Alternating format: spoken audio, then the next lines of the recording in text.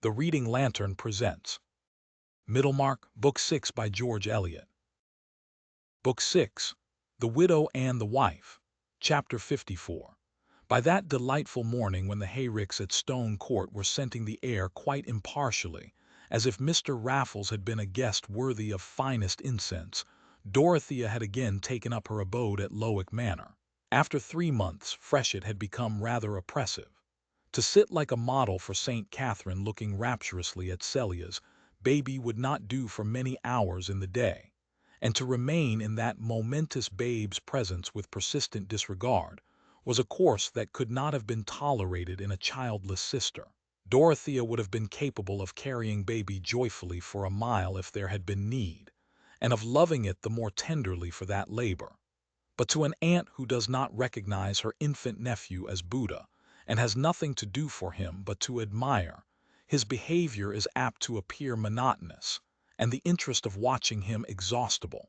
This possibility was quite hidden from Celia, who felt that Dorothea's childless widowhood fell in quite prettily with the birth of little Arthur. Baby was named after Mr. Brooke. Dodo is just the creature not to mind about having anything of her own, children or anything, said Celia to her husband. And if she had had a baby, it never could have been such a dear as Arthur. Could it, James? Not if it had been like Casaubon, said Sir James, conscious of some indirectness in his answer, and of holding a strictly private opinion as to the perfections of his firstborn. No, just imagine. Really it was a mercy, said Celia.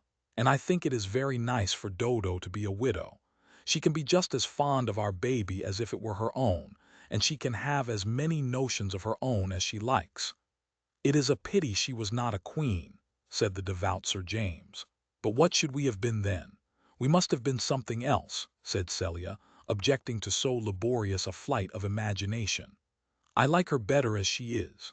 Hence, when she found that Dorothea was making arrangements for her final departure to Lowick, Celia raised her eyebrows with disappointment, and in her quiet, unemphatic way shot a needle arrow of sarcasm. What will you do at Lowick, Dodo? You say yourself there is nothing to be done there. Everybody is so clean and well off, it makes you quite melancholy. And here you have been so happy going all about Tipton with Mr. Garth into the worst backyards. And now uncle is abroad, you and Mr. Garth can have it all your own way, and I am sure James does everything you tell him. I shall often come here, and I shall see how baby grows all the better, said Dorothea. But you will never see him washed, said Celia, and that is quite the best part of the day. She was almost pouting. It did seem to her very hard in Dodo to go away from the baby when she might stay. Dear Kitty, I will come and stay all night on purpose, said Dorothea. But I want to be alone now, and in my own home. I wish to know the Fairbrothers better, and to talk to Mr. Fairbrother about what there is to be done in Middlemarch. Dorothea's native strength of will was no longer all converted into resolute submission. She had a great yearning to be at Lowick, and was simply determined to go, not feeling bound to tell all her reasons. But everyone around her disapproved. Sir James was much pained, and offered that they should all migrate to Cheltenham for a few months with the sacred ark, otherwise called a cradle. At that period, a man could hardly know what to propose if Cheltenham were rejected. The Dowager Lady Chetham, just returned from a visit to her daughter in town, wished, at least, that Mrs. Vigo should be written to, and invited to accept the office of companion to Mrs. Casaubon. It was not credible that Dorothea, as a young widow, would think of living alone in the house at Lowick. Mrs. Vigo had been reader and secretary to royal personages, and in point of knowledge and sentiments, even Dorothea could have nothing to object to her. Mrs. Cadwallader said, privately, "You will certainly go mad in that house alone, my dear. You will see visions.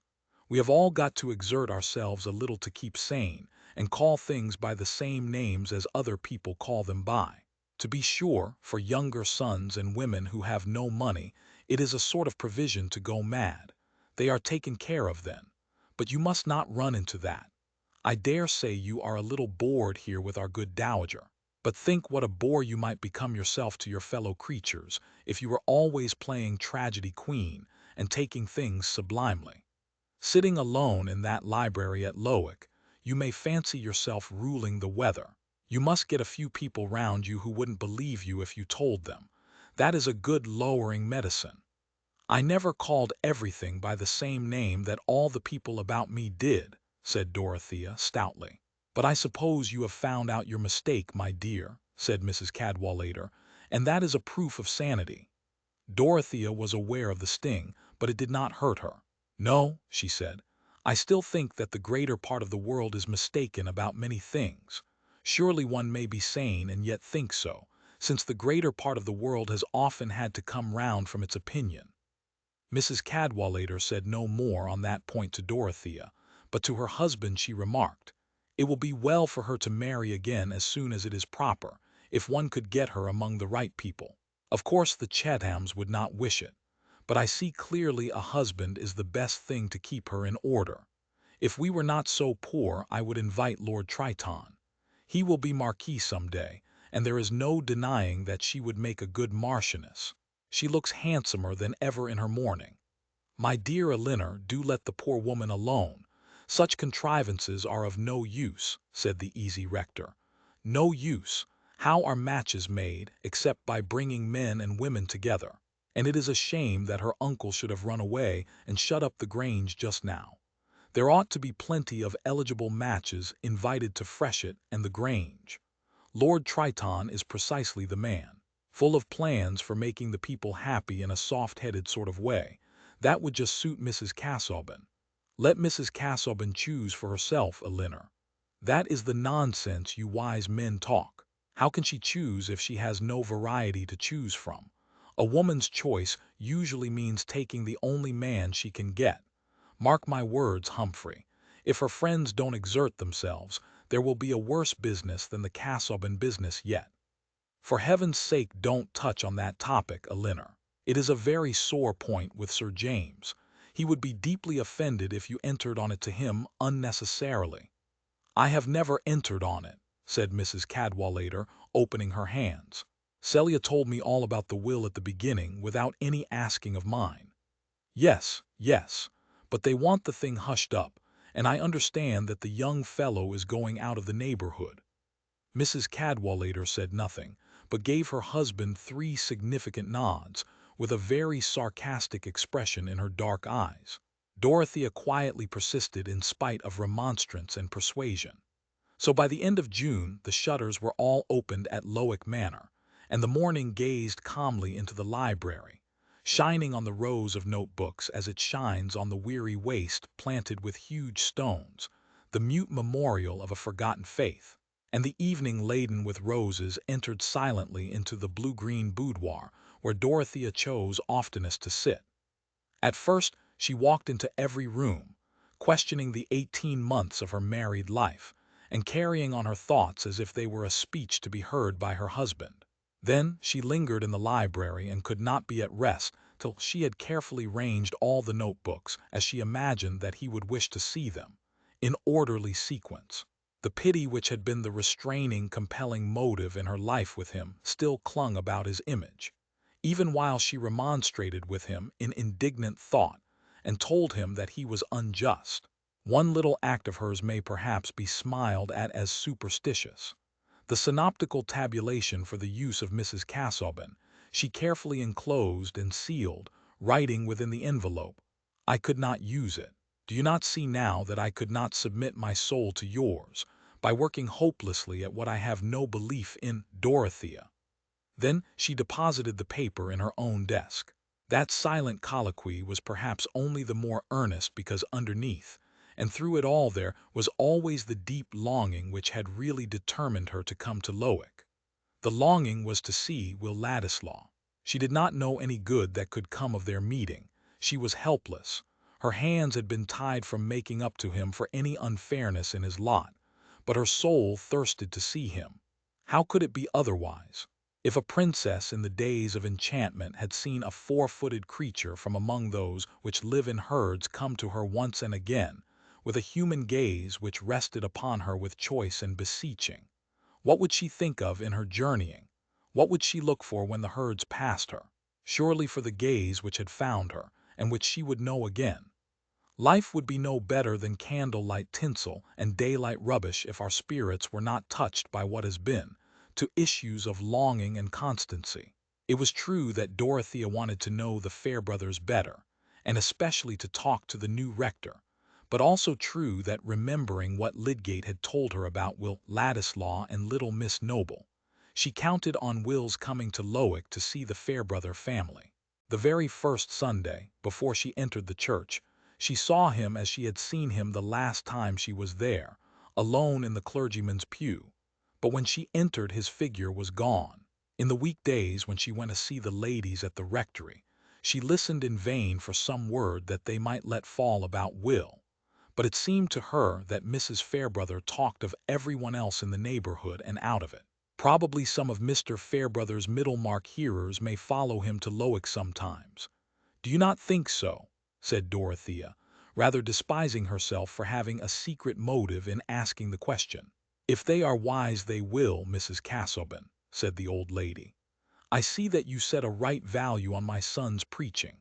His grandfather on my side was an excellent clergyman, but his father was in the law, most exemplary and honest nevertheless, which is a reason for our never being rich. They say fortune is a woman and capricious, but sometimes she is a good woman and gives to those who merit, which has been the case with you, Mrs. Casaubon, who have given a living to my son." Mrs. Fairbrother recurred to her knitting with a dignified satisfaction in her neat little effort at oratory, but this was not what Dorothea wanted to hear.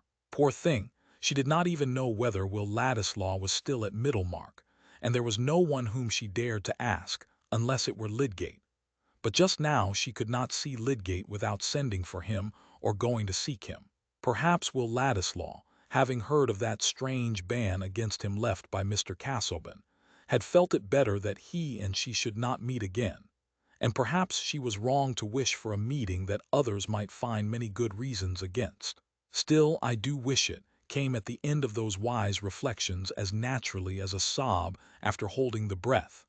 And the meeting did happen, but in a formal way quite unexpected by her.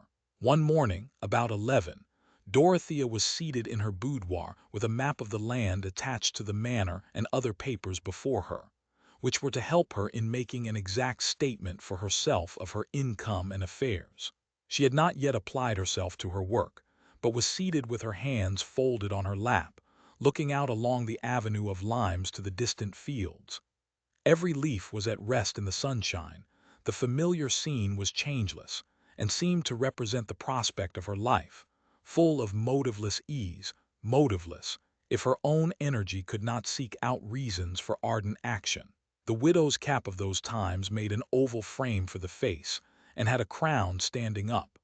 The dress was an experiment in the utmost laying on of crape, but this heavy solemnity of clothing made her face look all the younger, with its recovered bloom, and the sweet, inquiring candor of her eyes. Her reverie was broken by Tantripp, who came to say that Mr. Ladislaw was below, and begged permission to see Madam if it were not too early. "I will see him," said Dorothea, rising immediately. "Let him be shown into the drawing-room." The drawing-room was the most neutral room in the house to her, the one least associated with the trials of her married life. The damask matched the woodwork, which was all white and gold. There were 2 tall mirrors and tables with nothing on them.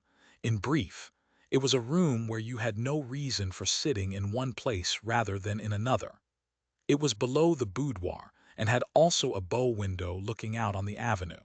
But when Pratt showed Will Ladislaw into it, the window was open, and a winged visitor, buzzing in and out now and then without minding the furniture, made the room look less formal and uninhabited. "Glad to see you here again, sir," said Pratt, lingering to adjust a blind. "I am only come to say good-bye, Pratt," said Will, who wished even the butler to know that he was too proud to hang about Mrs. Casaubon now she was a rich widow. "Very sorry to hear it, sir," said Pratt, retiring. Of course, as a servant who was to be told nothing, he knew the fact of which Ladislaw was still ignorant, and had drawn his inferences. Indeed, had not differed from his betrothed Tantripp when she said, "Your master was as jealous as a fiend, and no reason." Madam would look higher than Mr. Ladislaw, else I don't know her. Mrs. Cadwallader's maid says there's a lord coming who is to marry her when the morning's over. There were not many moments for Will to walk about with his hat in his hand before Dorothea entered. The meeting was very different from that first meeting in Rome, when Will had been embarrassed and Dorothea calm. This time he felt miserable but determined, while she was in a state of agitation which could not be hidden. Just outside the door she had felt that this longed-for meeting was after all too difficult, and when she saw Will advancing towards her, the deep blush which was rare in her came with painful suddenness. Neither of them knew how it was, but neither of them spoke. She gave her hand for a moment, and then they went to sit down near the window, she on one settee and he on another opposite. Will was peculiarly uneasy. It seemed to him not like Dorothea that the mere fact of her being a widow should cause such a change in her manner of receiving him, and he knew of no other condition which could have affected their previous relation to each other, except that, as his imagination at once told him, her friends might have been poisoning her mind with their suspicions of him. "I hope I have not presumed too much in calling," said Will. "I could not bear to leave the neighborhood and begin a new life without seeing you to say good-bye." "Presumed? Surely not.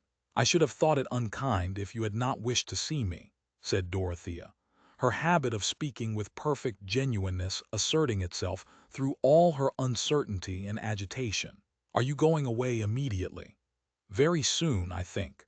I intend to go to town and eat my dinners as a barrister, since, they say, that is the preparation for all public business. There will be a great deal of political work to be done by and by, and I mean to try and do some of it. Other men have managed to win an honorable position for themselves without family or money." "And that will make it all the more honorable," said Dorothea ardently. "Besides, you have so many talents. I have heard from my uncle how well you speak in public, so that everyone is sorry when you leave off, and how clearly you can explain things. And you care that justice should be done to everyone. I am so glad. When we were in Rome, I thought you only cared for poetry and art, and the things that adorn life for us who are well off. But now I know you think about the rest of the world." While she was speaking, Dorothea had lost her personal embarrassment and had become like her former self. She looked at Will with a direct glance, full of delighted confidence. "You approve of my going away for years, then, and never coming here again till I have made myself of some mark in the world," said Will, trying hard to reconcile the utmost pride with the utmost effort to get an expression of strong feeling from Dorothea. She was not aware how long it was before she answered. She had turned her head and was looking out of the window on the rose bushes, which seemed to have in them the summers of all the years when Will would be away. This was not judicious behavior, but Dorothea never thought of studying her manners. She thought only of bowing to a sad necessity which divided her from Will.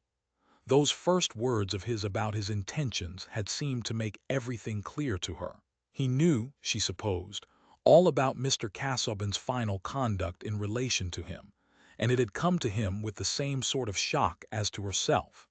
He had never felt more than friendship for her, had never had anything in his mind to justify what she felt to be her husband's outrage on the feelings of both. And that friendship he still felt. Something which may be called an inward silent sob had gone on in Dorothea before she said with a pure voice, just trembling in the last words as if only from its liquid flexibility, "Yes, it must be right for you to do as you say. I shall be very happy when I hear that you have made your value felt, but you must have patience. It will perhaps be a long while." Will never quite knew how it was that he saved himself from falling down at her feet when the long while came forth with its gentle tremor. He used to say that the horrible hue and surface of her crepe dress was most likely the sufficient controlling force. He sat still, however, and only said, "I shall never hear from you, and you will forget all about me." "No," said Dorothea, "I shall never forget you. I have never forgotten anyone whom I once knew. My life has never been crowded and seems not likely to be so. And I have a great deal of space for memory at Lowick, haven't I?" She smiled. "Good God!"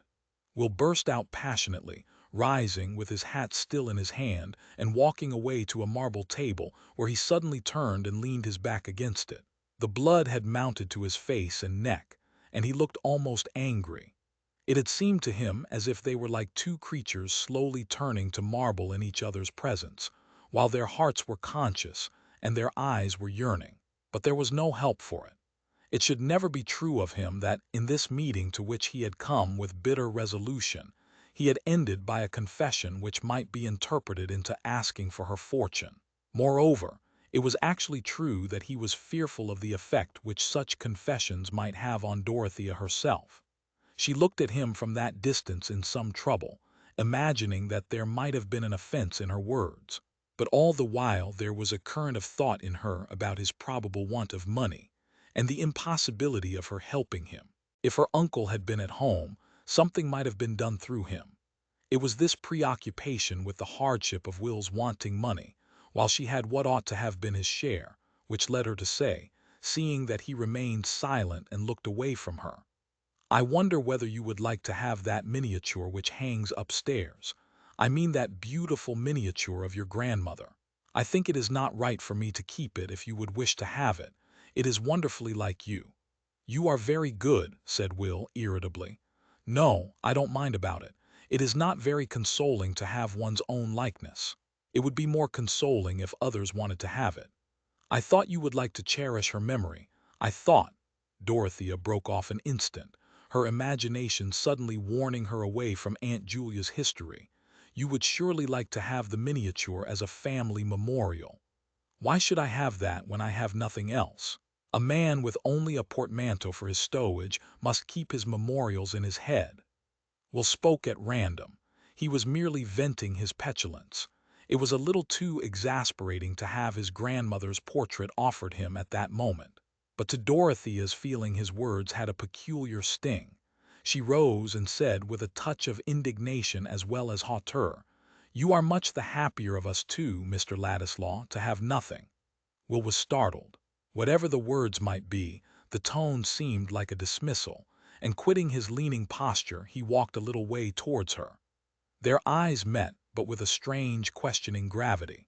Something was keeping their minds aloof, and each was left to conjecture what was in the other.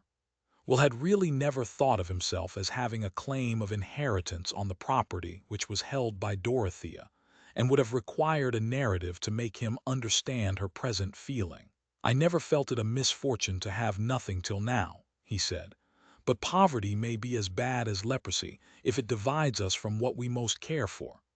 The words cut Dorothea to the heart and made her relent. She answered in a tone of sad fellowship, "Sorrow comes in so many ways. 2 years ago I had no notion of that. I mean of the unexpected way in which trouble comes and ties our hands and makes us silent when we long to speak. I used to despise women a little for not shaping their lives more and doing better things. I was very fond of doing as I liked, but I have almost given it up," she ended, smiling playfully. "I have not given up doing as I like, but I can very seldom do it," said Will. He was standing 2 yards from her with his mind full of contradictory desires and resolves, desiring some unmistakable proof that she loved him, and yet dreading the position into which such a proof might bring him. The thing one most longs for may be surrounded with conditions that would be intolerable. At this moment Pratt entered and said, "Sir James Chetham is in the library, madam." "Ask Sir James to come in here," said Dorothea, immediately. It was as if the same electric shock had passed through her and Will. Each of them felt proudly resistant, and neither looked at the other, while they awaited Sir James's entrance.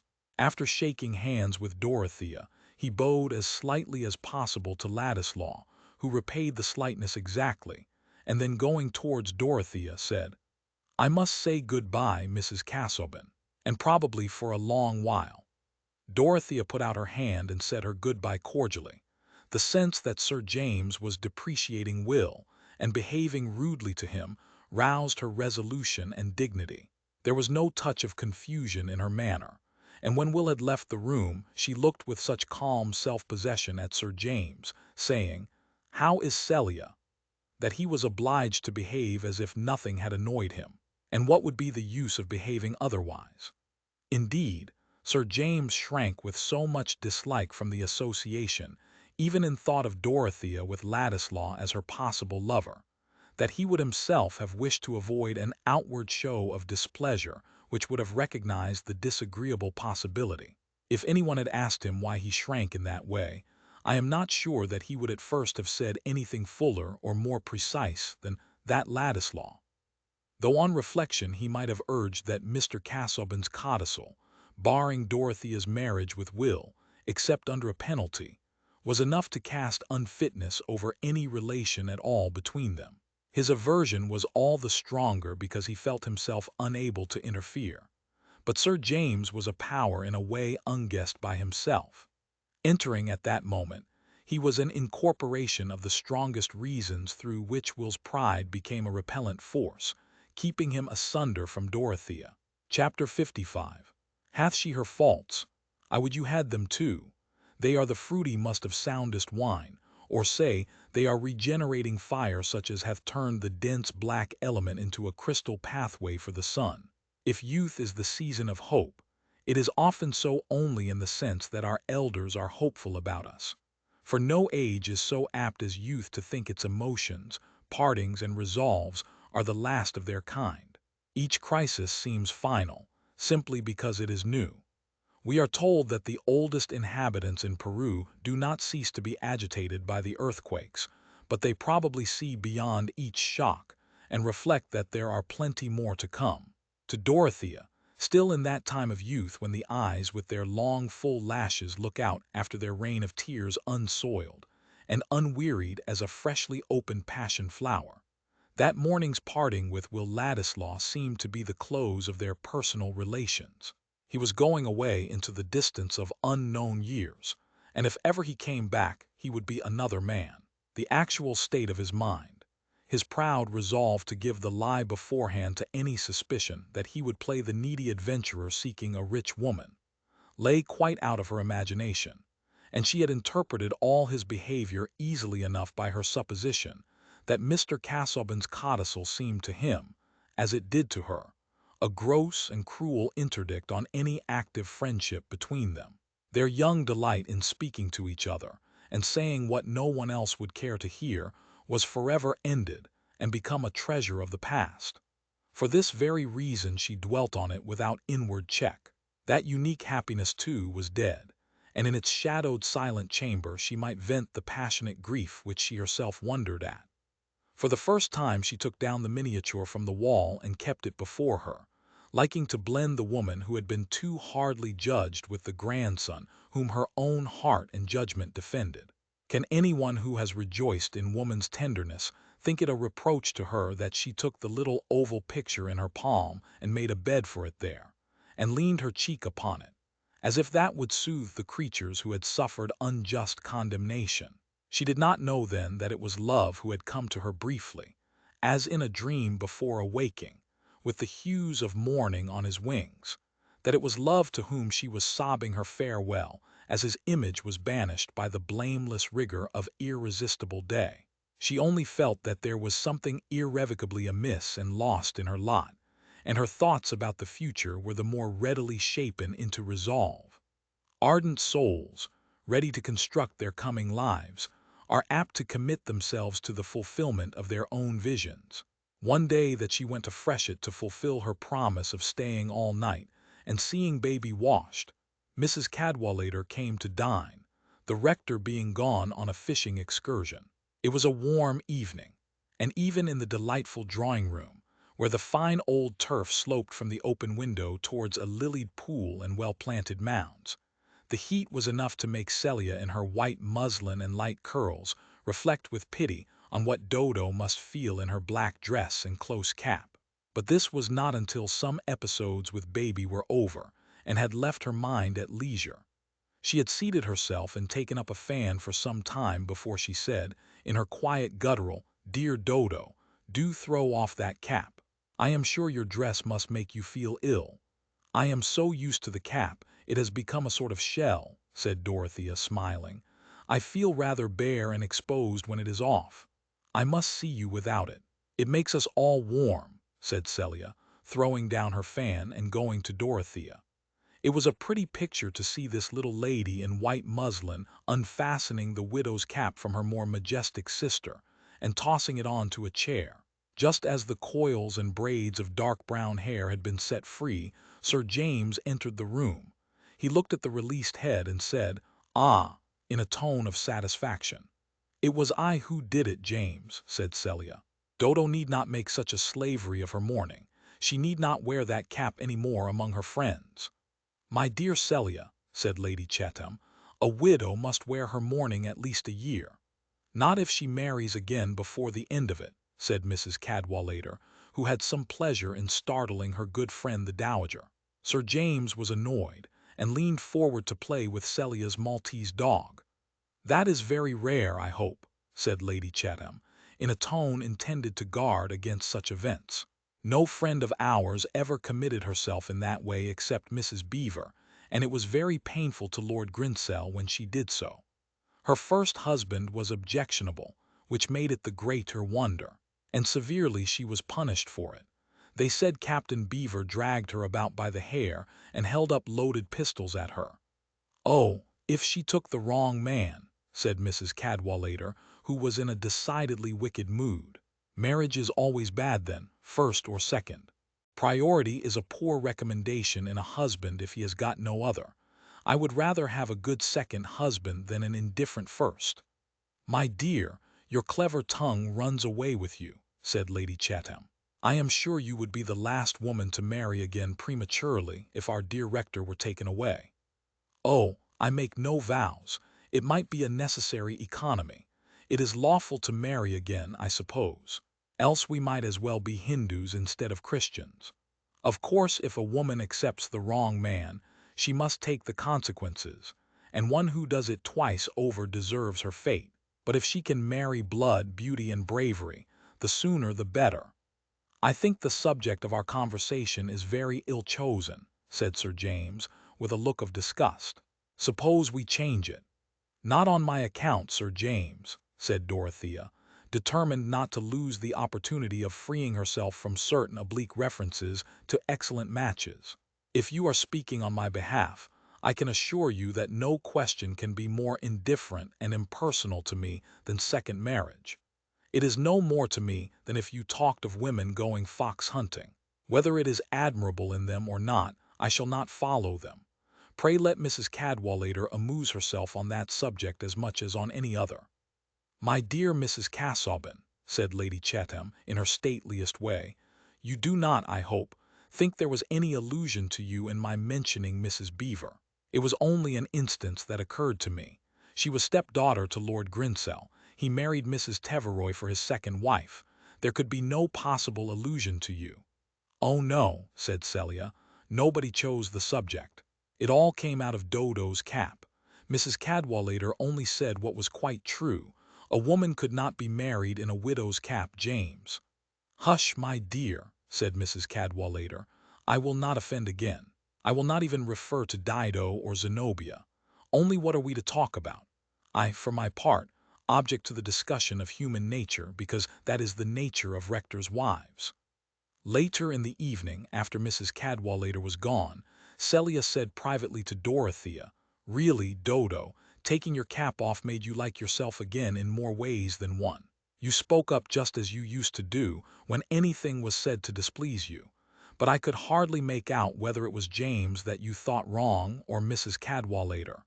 "Neither," said Dorothea. "James spoke out of delicacy to me. But he was mistaken in supposing that I minded what Mrs. Cadwallader said. I should only mind if there were a law obliging me to take any piece of blood and beauty that she or anybody else recommended. But you know, Dodo, if you ever did marry, it would be all the better to have blood and beauty," said Celia, reflecting that Mr. Casaubon had not been richly endowed with those gifts, and that it would be well to caution Dorothea in time. "Don't be anxious, Kitty. I have quite other thoughts about my life. I shall never marry again," said Dorothea, touching her sister's chin and looking at her with indulgent affection. Celia was nursing her baby and Dorothea had come to say good night to her. "Really, quite," said Celia. "Not anybody at all, if he were very wonderful indeed," Dorothea shook her head slowly. Not anybody at all. I have delightful plans. I should like to take a great deal of land and drain it and make a little colony where everybody should work, and all the work should be done well. I should know every one of the people and be their friend. I am going to have great consultations with Mr. Garth. He can tell me almost everything I want to know. Then you will be happy if you have a plan, Dodo, said Celia. Perhaps little Arthur will like plans when he grows up, and then he can help you. Sir James was informed that same night that Dorothea was really quite set against marrying anybody at all, and was going to take to all sorts of plans, just like what she used to have. Sir James made no remark. To his secret feeling, there was something repulsive in a woman's second marriage, and no match would prevent him from feeling it a sort of desecration for Dorothea. He was aware that the world would regard such a sentiment as preposterous, especially in relation to a woman of 21. The practice of the world being to treat of a young widow's second marriage as certain and probably near, and to smile with meaning if the widow acts accordingly. But if Dorothea did choose to espouse her solitude, he felt that the resolution would well become her. Chapter 56. How happy is he born and taught that serveth not another's will, whose armor is his honest thought and simple truth his only skill. This man is freed from servile bands of hope to rise or fear to fall, lord of himself though not of lands, and having nothing yet hath all. Sir Henry Wotton. Dorothea's confidence in Caleb Garth's knowledge, which had begun on her hearing that he approved of her cottages, had grown fast during her stay at Freshitt, Sir James having induced her to take rides over the two estates in company with himself and Caleb, who quite returned her admiration, and told his wife that Mrs. Casaubon had a head for business most uncommon in a woman. It must be remembered that by business Caleb never meant money transactions but the skillful application of labor. Most uncommon, repeated Caleb. She said a thing I often used to think myself when I was a lad. Mr. Garth, I should like to feel, if I lived to be old, that I had improved a great piece of land and built a great many good cottages, because the work is of a healthy kind while it is being done, and after it is done, men are the better for it. Those were the very words. She sees into things in that way. But womanly, I hope, said Mrs. Garth, half suspecting that Mrs. Casaubon might not hold the true principle of subordination. Oh, you can't think, said Caleb, shaking his head. You would like to hear her speak, Susan. She speaks in such plain words and a voice like music. Bless me. It reminds me of bits in the Messiah, and straightway there appeared a multitude of the heavenly host, praising God and saying. It has a tone with it that satisfies your ear. Caleb was very fond of music, and when he could afford, it went to hear an oratorio that came within his reach, returning from it with a profound reverence for this mighty structure of tones, which made him sit meditatively, looking on the floor, and throwing much unutterable language into his outstretched hands. With this good understanding between them, it was natural that Dorothea asked Mr. Garth to undertake any business connected with the 3 farms, and the numerous tenements attached to Lowick Manor. Indeed, his expectation of getting work for 2 was being fast fulfilled. As he said, business breeds. And one form of business which was beginning to breed just then was the construction of railways. A projected line was to run through Lowick parish, where the cattle had hitherto grazed in a peace unbroken by astonishment. And thus it happened that the infant struggles of the railway system entered into the affairs of Caleb Garth, and determined the course of this history with regard to 2 persons who were dear to him. The submarine railway may have its difficulties, but the bed of the sea is not divided among various landed proprietors, with claims for damages not only measurable but sentimental. In the hundred to which Middlemarch belonged, railways were as exciting a topic as the Reform Bill or the imminent horrors of cholera, and those who held the most decided views on the subject were women and landholders. Women both old and young regarded traveling by steam as presumptuous and dangerous, and argued against it by saying that nothing should induce them to get into a railway carriage, while proprietors, differing from each other in their arguments as much as Mr. Solomon Featherstone differed from Lord Medlicote, were yet unanimous in the opinion that in selling land, whether to the enemy of mankind or to a company obliged to purchase, these pernicious agencies must be made to pay a very high price to landowners for permission to injure mankind. But the slower wits, such as Mr. Solomon and Mrs. Wall, who both occupied land of their own, took a long time to arrive at this conclusion, their minds halting at the vivid conception of what it would be to cut the big pasture in two and turn it into three-cornered bits, which would be nohow, while accommodation bridges and high payments were remote and incredible. "The cows will all cast their calves, brother," said Mrs. Wall, in a tone of deep melancholy, "if the railway comes across the near close, and I shouldn't wonder at the mare too if she was in foal. It's a poor tale if a widow's property is to be spaded away and the law say nothing to it. What's to hinder 'em from cutting right and left if they begin? It's well known I can't fight. The best way would be to say nothing, and set somebody on to send 'em away with a flea in their ear when they came spying and measuring," said Solomon. "Folks did that about brassing, by what I can understand. It's all a pretense if the truth was known about their being forced to take one way. Let 'em go cutting in another parish. And I don't believe in any pay to make amends for bringing a lot of ruffians to trample your crops. Where's a company's pocket?" "Brother Peter, God forgive him, got money out of a company," said Mrs. Wall. "But that was for the manganese. That wasn't for railways to blow you to pieces right and left." "Well, there's this to be said, Jane," Mr. Solomon concluded, lowering his voice in a cautious manner. "The more spokes we put in their wheel, the more they'll pay us to let 'em go on if they must come whether or not." This reasoning of Mr. Solomon's was perhaps less thorough than he imagined, his cunning bearing about the same relation to the course of railways as the cunning of a diplomatist bears to the general chill or catarrh of the solar system. But he set about acting on his views in a thoroughly diplomatic manner, by stimulating suspicion.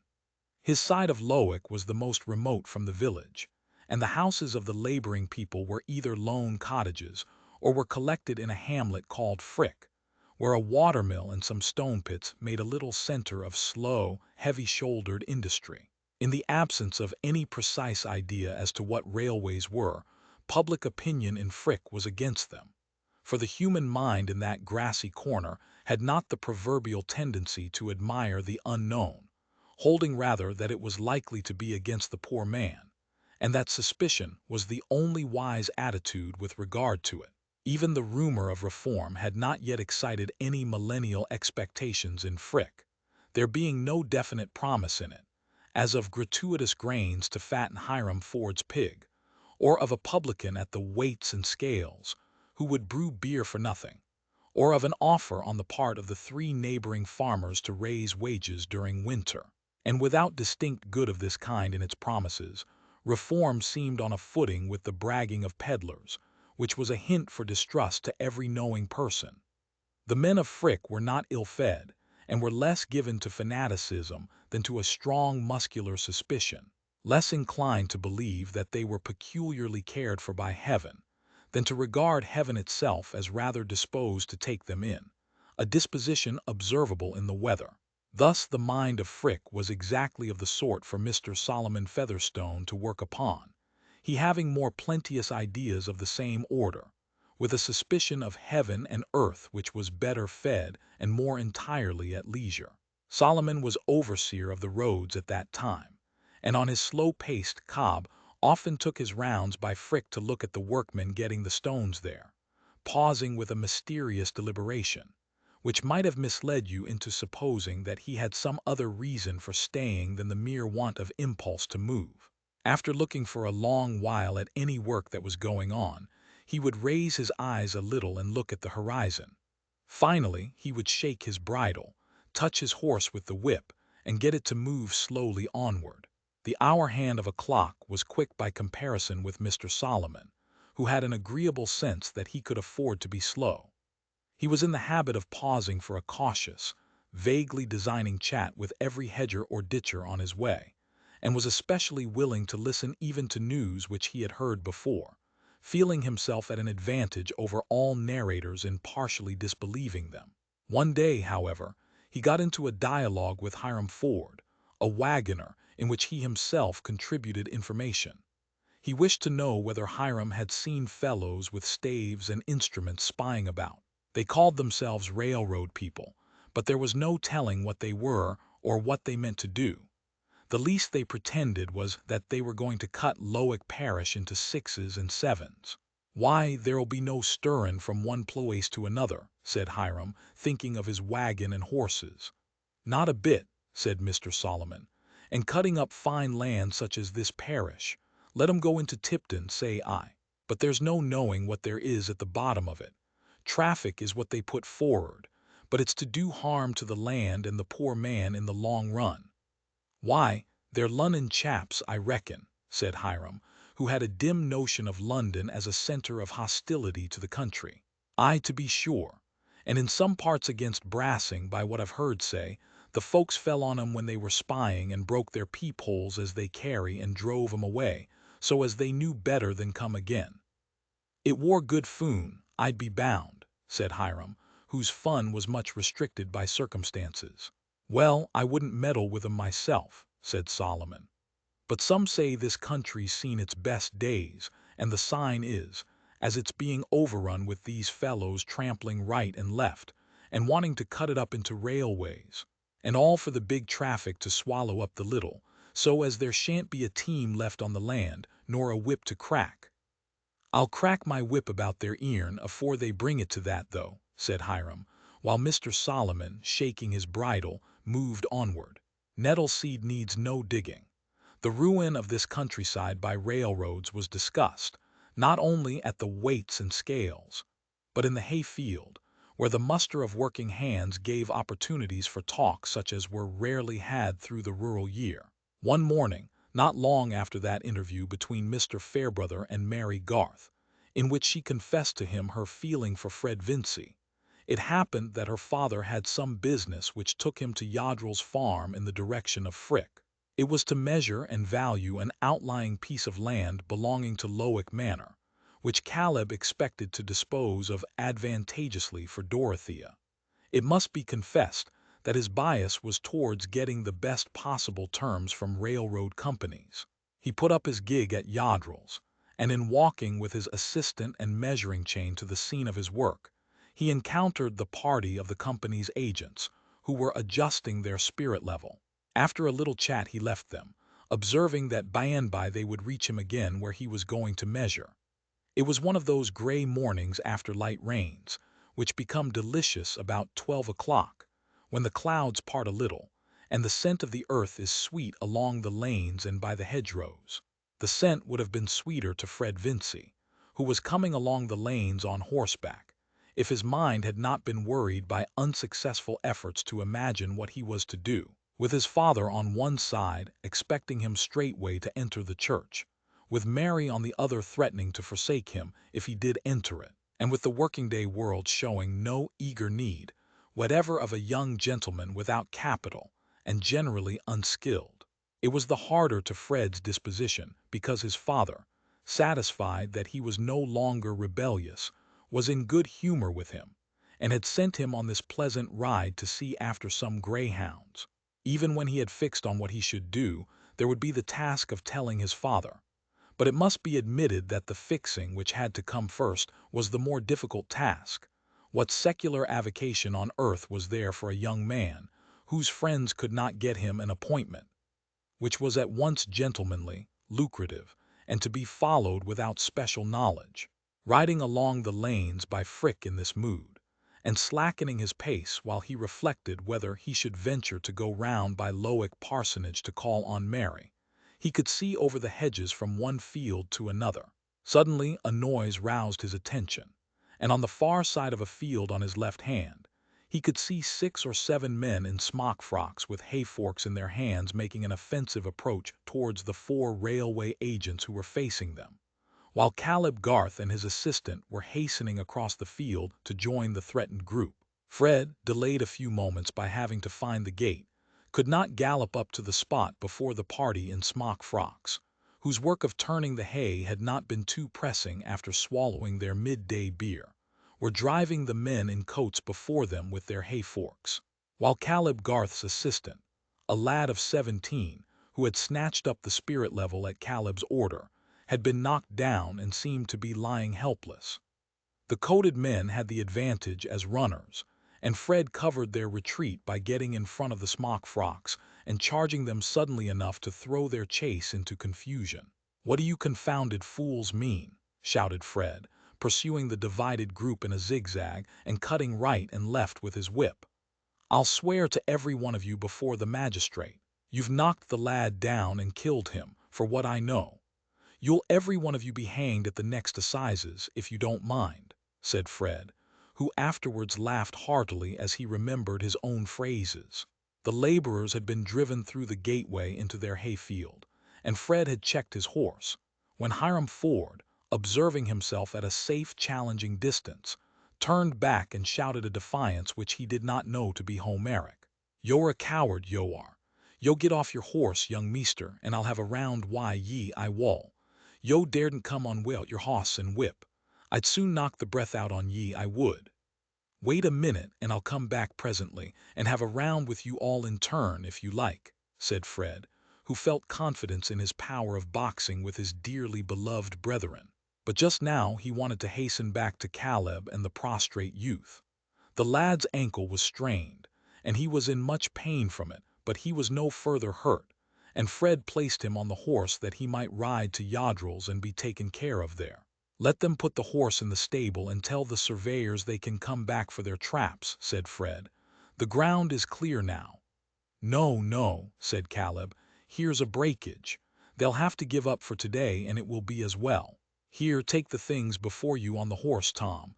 They'll see you coming and they'll turn back." "I'm glad I happened to be here at the right moment, Mr. Garth," said Fred, as Tom rode away, no knowing what might have happened if the cavalry had not come up in time. Aye, it was lucky," said Caleb, speaking rather absently and looking towards the spot where he had been at work at the moment of interruption. "But deuce take it, this is what comes of men being fools. I'm hindered of my day's work. I can't get along without somebody to help me with the measuring chain. However," he was beginning to move towards the spot with a look of vexation, as if he had forgotten Fred's presence, but suddenly he turned round and said quickly, "What have you got to do today, young fellow?" "Nothing, Mr. Garth." "I'll help you with pleasure, can I?" said Fred, with a sense that he should be courting Mary when he was helping her father. "Well, you mustn't mind stooping and getting hot." "I don't mind anything. Only I want to go first and have a round with that hulky fellow who turned to challenge me.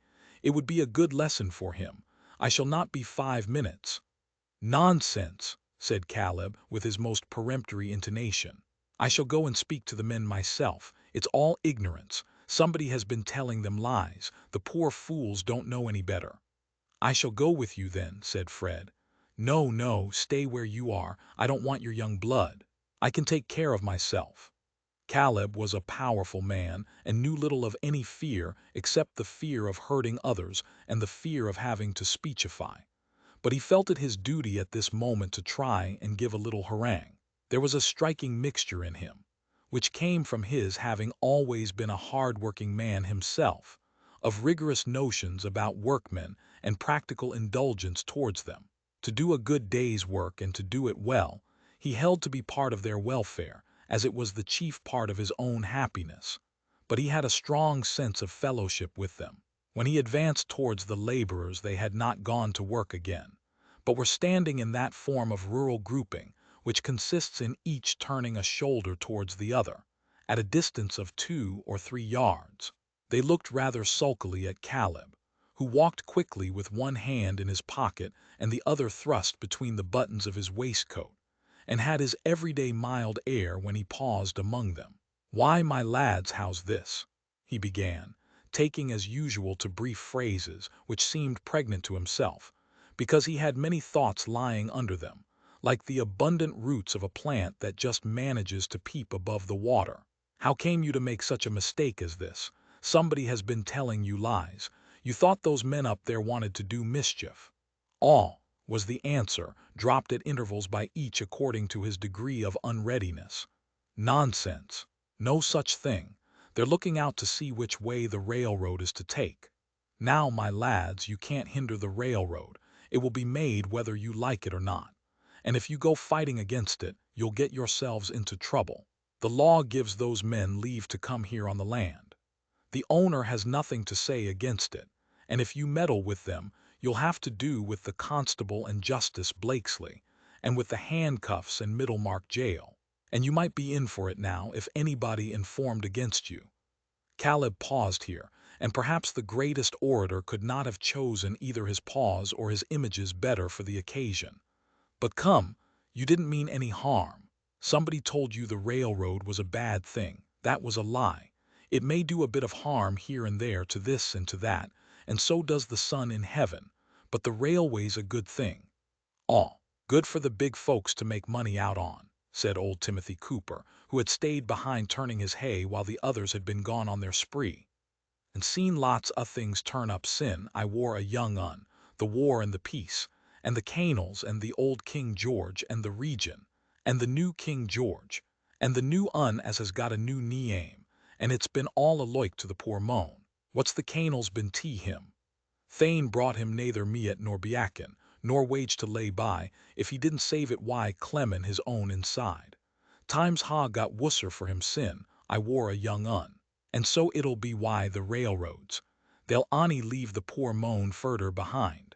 But them are fools as meddle, and so I told the chaps here.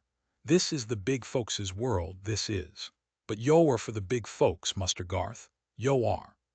Timothy was a wiry old laborer, of a type lingering in those times, who had his savings in a stocking-foot, lived in a lone cottage, and was not to be wrought on by any oratory, having as little of the feudal spirit, and believing as little, as if he had not been totally unacquainted with the age of reason and the rights of man. Caleb was in a difficulty known to any person attempting in dark times, and unassisted by miracle to reason with rustics, who are in possession of an undeniable truth which they know through a hard process of feeling, and can let it fall like a giant's club on your neatly carved argument for a social benefit which they do not feel. Caleb had no cant at command, even if he could have chosen to use it, and he had been accustomed to meet all such difficulties in no other way than by doing his business faithfully. He answered, "If you don't think well of me, Tim, never mind. That's neither here nor there now. Things may be bad for the poor man, bad they are, but I want the lads here not to do what will make things worse for themselves. The cattle may have a heavy load, but it won't help 'em to throw it over into the roadside pit when it's partly their own fodder." "We wore ony for a bit o' foon," said Hiram, who was beginning to see consequences. "That wore all we wore arter. Well, promise me not to meddle again, and I'll see that nobody informs against you." "I ne'er meddled, and I no call to promise," said Timothy. "No, but the rest. Come, I'm as hard at work as any of you today, and I can't spare much time. Say you'll be quiet without the constable." "Aw, we won't meddle. They may do as they loike for ooze," were the forms in which Caleb got his pledges. And then he hastened back to Fred, who had followed him, and watched him in the gateway. They went to work, and Fred helped vigorously. His spirits had risen, and he heartily enjoyed a good slip in the moist earth under the hedgerow, which soiled his perfect summer trousers. Was it his successful onset which had elated him, or the satisfaction of helping Mary's father? Something more. The accidents of the morning had helped his frustrated imagination to shape an employment for himself which had several attractions. I am not sure that certain fibers in Mr. Garth's mind had not resumed their old vibration towards the very end which now revealed itself to Fred. For the effective accident is but the touch of fire where there is oil and tow, and it always appeared to Fred that the railway brought the needed touch. But they went on in silence except when their business demanded speech. At last, when they had finished and were walking away, Mr. Garth said, "A young fellow needn't be a bee, to do this sort of work, Fred?" "I wish I had taken to it before I had thought of being a B.A.," said Fred. He paused a moment, and then added more hesitatingly, "Do you think I am too old to learn your business, Mr. Garth?" "My business is of many sorts, my boy," said Mr. Garth, smiling. "A good deal of what I know can only come from experience. You can't learn it off as you learn things out of a book, but you are young enough to lay a foundation yet."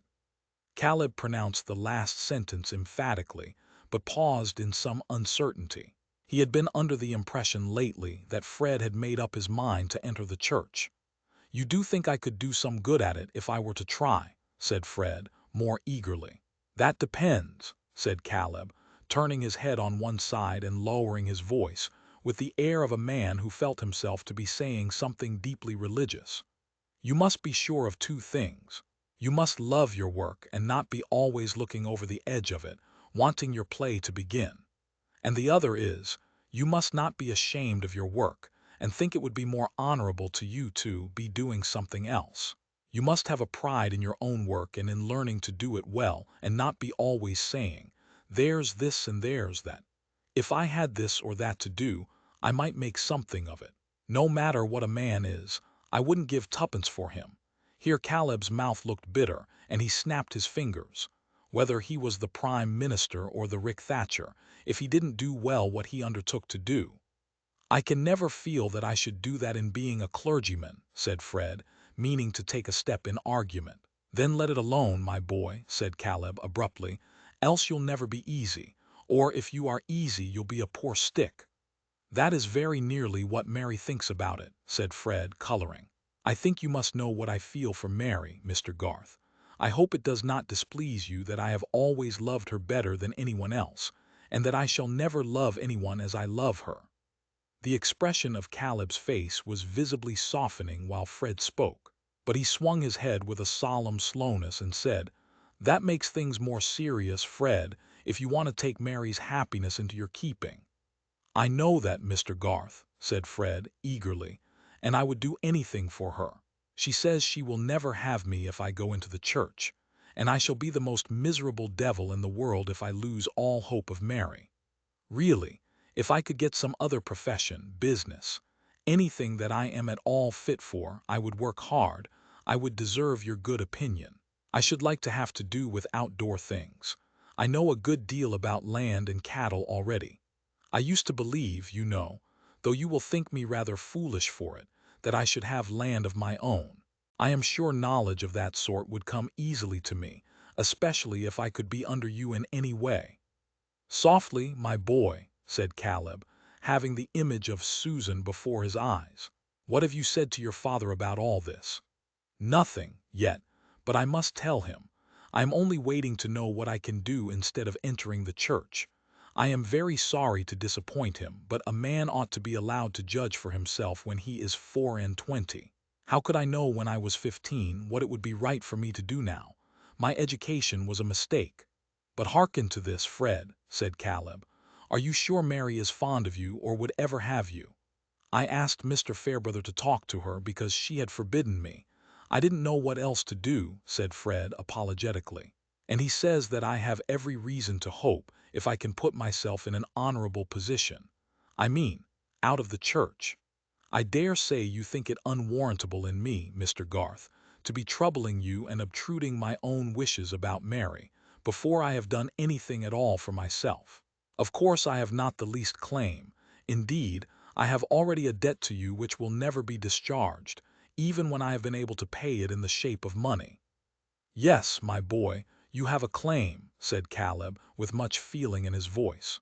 "The young ones have always a claim on the old to help them forward.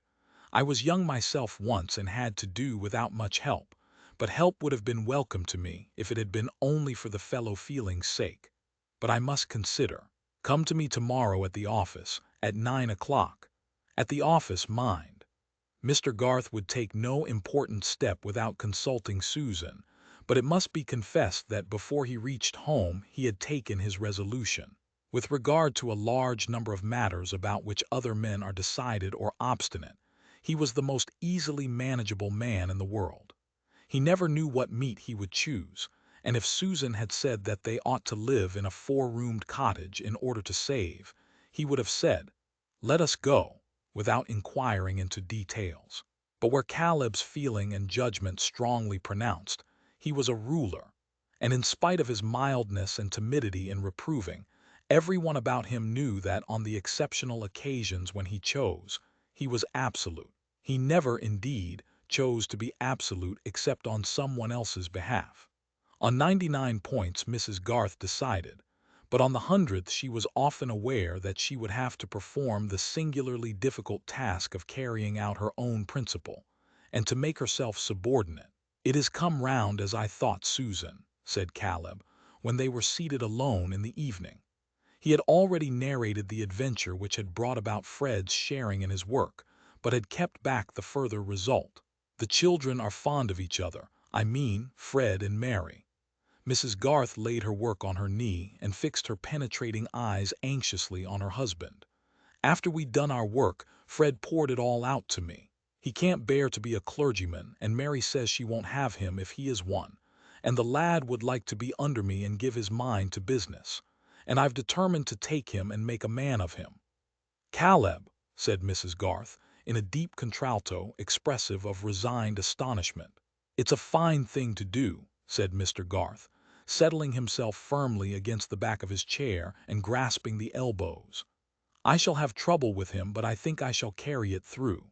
The lad loves Mary, and a true love for a good woman is a great thing, Susan. It shapes many a rough fellow." "Has Mary spoken to you on the subject?" said Mrs. Garth, secretly a little hurt that she had to be informed on it herself. "Not a word. I asked her about Fred once. I gave her a bit of a warning, but she assured me she would never marry an idle, self-indulgent man, nothing since. But it seems Fred set on Mr. Fairbrother to talk to her, because she had forbidden him to speak himself, and Mr. Fairbrother has found out that she is fond of Fred, but says he must not be a clergyman. Fred's heart is fixed on Mary, that I can see. It gives me a good opinion of the lad, and we always liked him, Susan." "It is a pity for Mary, I think," said Mrs. Garth. "Why a pity?" "Because, Caleb, she might have had a man who is worth 20 Fred Vincys." "Ah," said Caleb with surprise. "I firmly believe that Mr. Fairbrother is attached to her and meant to make her an offer. But of course, now that Fred has used him as an envoy, there is an end to that better prospect." There was a severe precision in Mrs. Garth's utterance. She was vexed and disappointed, but she was bent on abstaining from useless words. Caleb was silent a few moments under a conflict of feelings. He looked at the floor and moved his head and hands in accompaniment to some inward argumentation. At last he said, "That would have made me very proud and happy, Susan, and I should have been glad for your sake. I've always felt that your belongings have never been on a level with you. But you took me, though I was a plain man." "I took the best and cleverest man I had ever known," said Mrs. Garth, convinced that she would never have loved anyone who came short of that mark. "Well, perhaps others thought you might have done better, but it would have been worse for me. And that is what touches me close about Fred. The lad is good at bottom and clever enough to do if he's put in the right way. And he loves and honors my daughter beyond anything, and she has given him a sort of promise according to what he turns out. I say, that young man's soul is in my hand, and I'll do the best I can for him, so help me God. It's my duty, Susan." Mrs. Garth was not given to tears, but there was a large one rolling down her face before her husband had finished. It came from the pressure of various feelings, in which there was much affection and some vexation. She wiped it away quickly, saying, "Few men besides you would think it a duty to add to their anxieties in that way, Caleb. That signifies nothing, what other men would think. I've got a clear feeling inside me, and that I shall follow. And I hope your heart will go with me, Susan, in making everything as light as can be to Mary, poor child." Caleb, leaning back in his chair, looked with anxious appeal towards his wife. She rose and kissed him, saying, "God bless you, Caleb. Our children have a good father." But she went out and had a hearty cry to make up for the suppression of her words. She felt sure that her husband's conduct would be misunderstood, and about Fred she was rational and unhopeful. Which would turn out to have the more foresight in it, her rationality or Caleb's ardent generosity? When Fred went to the office the next morning, there was a test to be gone through which he was not prepared for. "Now, Fred," said Caleb, "you will have some desk work. I have always done a good deal of writing myself, but I can't do without help, and as I want you to understand the accounts and get the values into your head, I mean to do without another clerk. So you must buckle to. How are you at writing and arithmetic?" Fred felt an awkward movement of the heart. He had not thought of desk work, but he was in a resolute mood and not going to shrink. "I'm not afraid of arithmetic, Mr. Garth. It always came easily to me. I think you know my writing." "Let us see," said Caleb, taking up a pen, examining it carefully and handing it, well dipped, to Fred with a sheet of ruled paper. "Copy me a line or two of that valuation, with the figures at the end." At that time the opinion existed that it was beneath a gentleman to write legibly, or with a hand in the least suitable to a clerk. Fred wrote the lines demanded in a hand as gentlemanly as that of any viscount or bishop of the day. The vowels were all alike, and the consonants only distinguishable as turning up or down. The strokes had a blotted solidity, and the letters disdained to keep the line. In short, it was a manuscript of that venerable kind easy to interpret when you know beforehand what the writer means.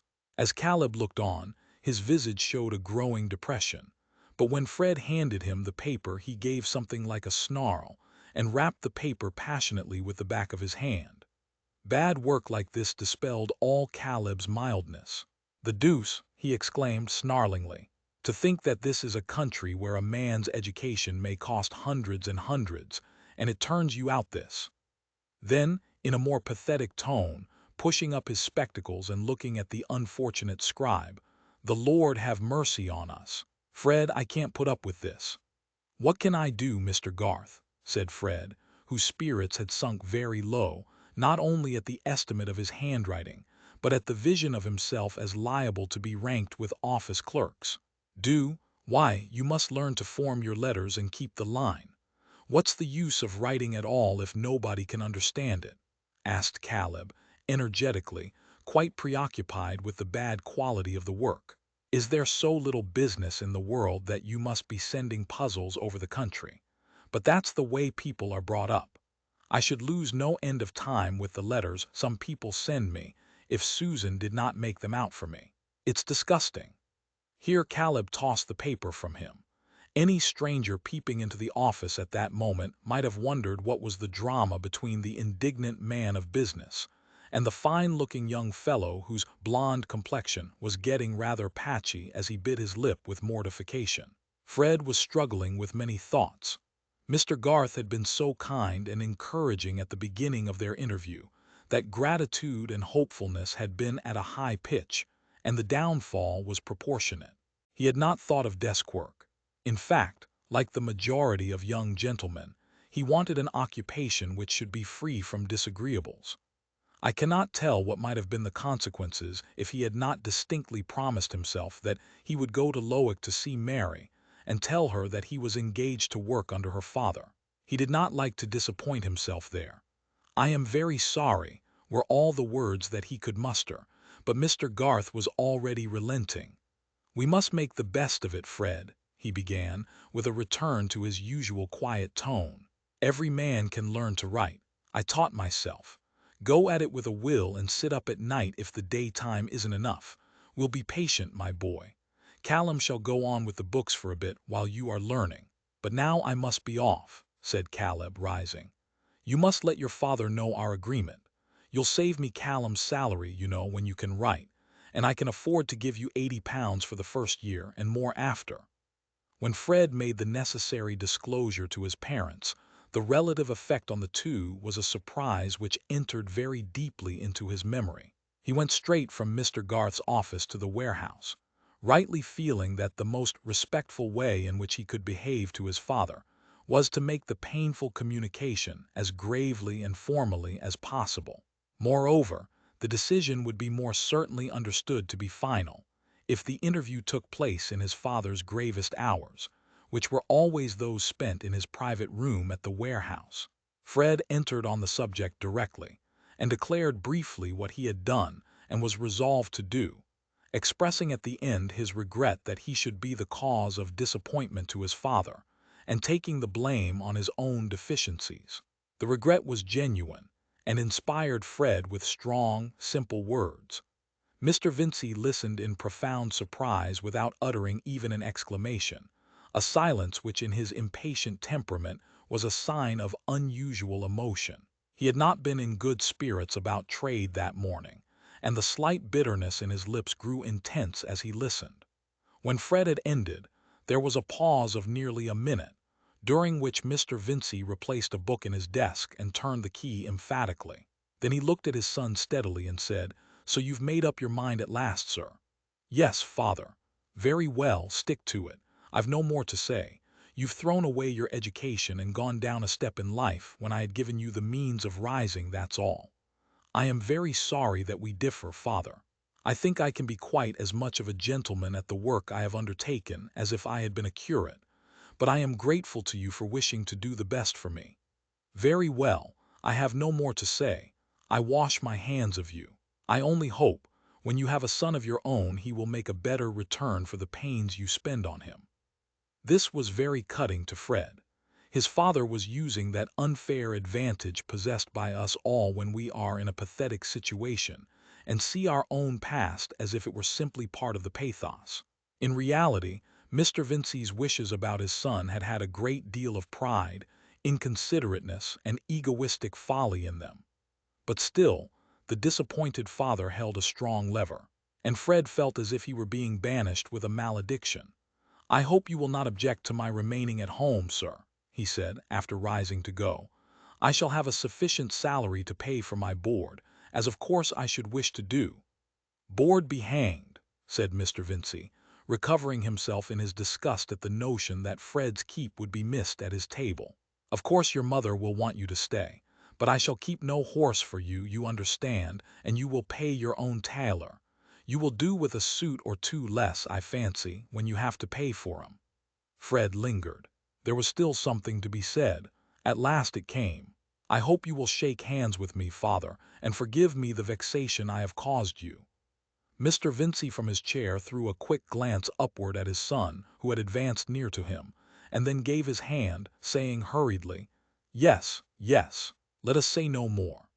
Fred went through much more narrative and explanation with his mother, but she was inconsolable, having before her eyes what perhaps her husband had never thought of, the certainty that Fred would marry Mary Garth, that her life would henceforth be spoiled by a perpetual infusion of Garths and their ways, and that her darling boy, with his beautiful face and stylish air, beyond anybody else's son in Middlemarch, would be sure to get like that family in plainness of appearance and carelessness about his clothes. To her it seemed that there was a Garth conspiracy to get possession of the desirable Fred, but she dared not enlarge on this opinion, because a slight hint of it had made him fly out at her as he had never done before. Her temper was too sweet for her to show any anger, but she felt that her happiness had received a bruise, and for several days merely to look at Fred made her cry a little as if he were the subject of some baleful prophecy. Perhaps she was the slower to recover her usual cheerfulness, because Fred had warned her that she must not reopen the sore question with his father, who had accepted his decision and forgiven him. If her husband had been vehement against Fred, she would have been urged into defense of her darling. It was the end of the fourth day when Mr. Vincy said to her, "Come, Lucy, my dear, don't be so downhearted. You always have spoiled the boy, and you must go on spoiling him." "Nothing ever did cut me so before, Vincy," said the wife, her fair throat and chin beginning to tremble again. "Only his illness." "Pooh, pooh, never mind. We must expect to have trouble with our children. Don't make it worse by letting me see you out of spirits." "Well, I won't," said Mrs. Vincy, roused by this appeal and adjusting herself with a little shake as of a bird which lays down its ruffled plumage. "It won't do to begin making a fuss about one," said Mr. Vincy, wishing to combine a little grumbling with domestic cheerfulness. "There's Rosamond as well as Fred." "Yes, poor thing. I'm sure I felt for her being disappointed of her baby, but she got over it nicely." "Baby, pooh. I can see Lydgate is making a mess of his practice, and getting into debt too, by what I hear. I shall have Rosamond coming to me with a pretty tale one of these days, but they'll get no money from me, I know. Let his family help him. I never did like that marriage. But it's no use talking. Ring the bell for lemons, and don't look dull any more, Lucy. I'll drive you and Louisa to Riverston tomorrow. Chapter 57. They numbered scarce 8 summers when a name rose on their souls and stirred such motions there as thrill the buds and shape their hidden frame at penetration of the quickening air. His name who told of loyal Evan Dhu, of quaint Bradwardine, and Vich Ian Vor, making the little world their childhood knew large with a land of mountain, lake, and score, and larger yet with wonder, love, belief toward Walter Scott, who living far away sent them this wealth of joy and noble grief. The book and they must part, but day by day, in lines that thwart like portly spiders ran they wrote the tale, from Tully Veolan, the evening that Fred Vincy walked to Lowick Parsonage. He had begun to see that this was a world in which even a spirited young man must sometimes walk for want of a horse to carry him. He set out at 5 o'clock and called on Mrs. Garth by the way, wishing to assure himself that she accepted their new relations willingly.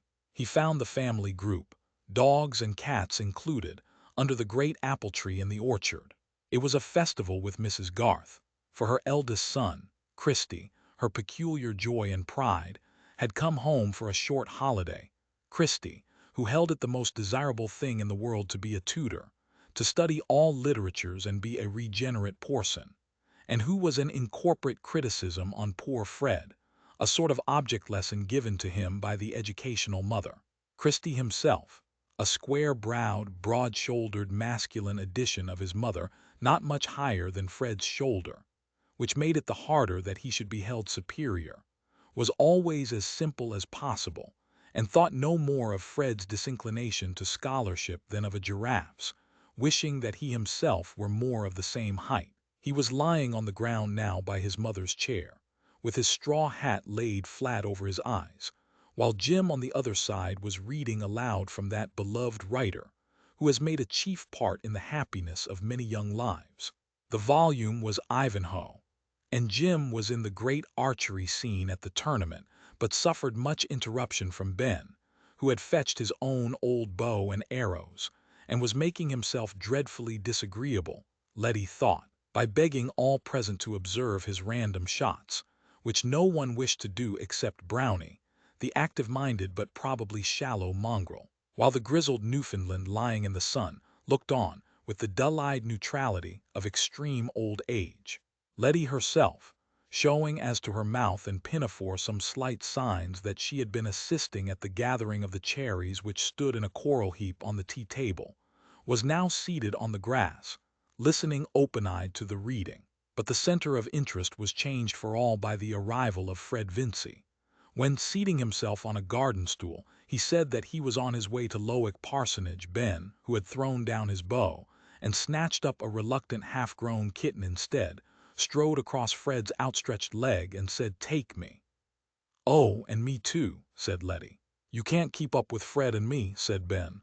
"Yes, I can." "Mother, please say that I am to go," urged Letty, whose life was much checkered by resistance to her depreciation as a girl.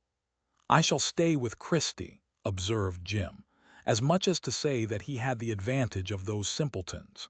Whereupon Letty put her hand up to her head and looked with jealous indecision from the one to the other. "Let us all go and see Mary," said Christy, opening his arms. "No, my dear child, we must not go in a swarm to the parsonage, and that old Glasgow suit of yours would never do. Besides, your father will come home. We must let Fred go alone. He can tell Mary that you are here, and she will come back tomorrow." Christy glanced at his own threadbare knees, and then at Fred's beautiful white trousers.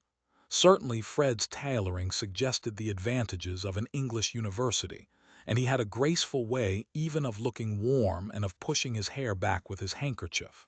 "Children, run away," said Mrs. Garth. "It is too warm to hang about your friends. Take your brother and show him the rabbits." The eldest understood and led off the children immediately. Fred felt that Mrs. Garth wished to give him an opportunity of saying anything he had to say, but he could only begin by observing, "How glad you must be to have Christy here." "Yes, he has come sooner than I expected." He got down from the coach at 9 o'clock, just after his father went out. I am longing for Caleb to come and hear what wonderful progress Christy is making. He has paid his expenses for the last year by giving lessons, carrying on hard study at the same time. He hopes soon to get a private tutorship and go abroad. He is a great fellow, said Fred, to whom these cheerful truths had a medicinal taste, and no trouble to anybody. After a slight pause, he added, but I fear you will think that I am going to be a great deal of trouble to Mr. Garth. Caleb likes taking trouble. He is one of those men who always do more than anyone would have thought of asking them to do, answered Mrs. Garth. She was knitting, and could either look at Fred or not, as she chose, always an advantage when one is bent on loading speech with salutary meaning. And though Mrs. Garth intended to be duly reserved, she did wish to say something that Fred might be the better for. "I know you think me very undeserving, Mrs. Garth, and with good reason," said Fred, his spirit rising a little at the perception of something like a disposition to lecture him. "I happen to have behaved just the worst to the people I can't help wishing for the most from. But while two men like Mr. Garth and Mr. Fairbrother have not given me up, I don't see why I should give myself up." Fred thought it might be well to suggest these masculine examples to Mrs. Garth. "Assuredly," said she, with gathering emphasis. "A young man for whom two such elders had devoted themselves would indeed be culpable if he threw himself away and made their sacrifices vain." Fred wondered a little at this strong language, but only said, "I hope it will not be so with me, Mrs. Garth, since I have some encouragement to believe that I may win Mary. Mr. Garth has told you about that. You were not surprised, I dare say," Fred ended, innocently referring only to his own love as probably evident enough. "Not surprised that Mary has given you encouragement," returned Mrs. Garth, who thought it would be well for Fred to be more alive to the fact that Mary's friends could not possibly have wished this beforehand, whatever the Vincys might suppose. "Yes, I confess I was surprised. She never did give me any, not the least in the world when I talked to her myself," said Fred, eager to vindicate Mary. "But when I asked Mr. Fairbrother to speak for me, she allowed him to tell me there was a hope." The power of admonition which had begun to stir in Mrs. Garth had not yet discharged itself.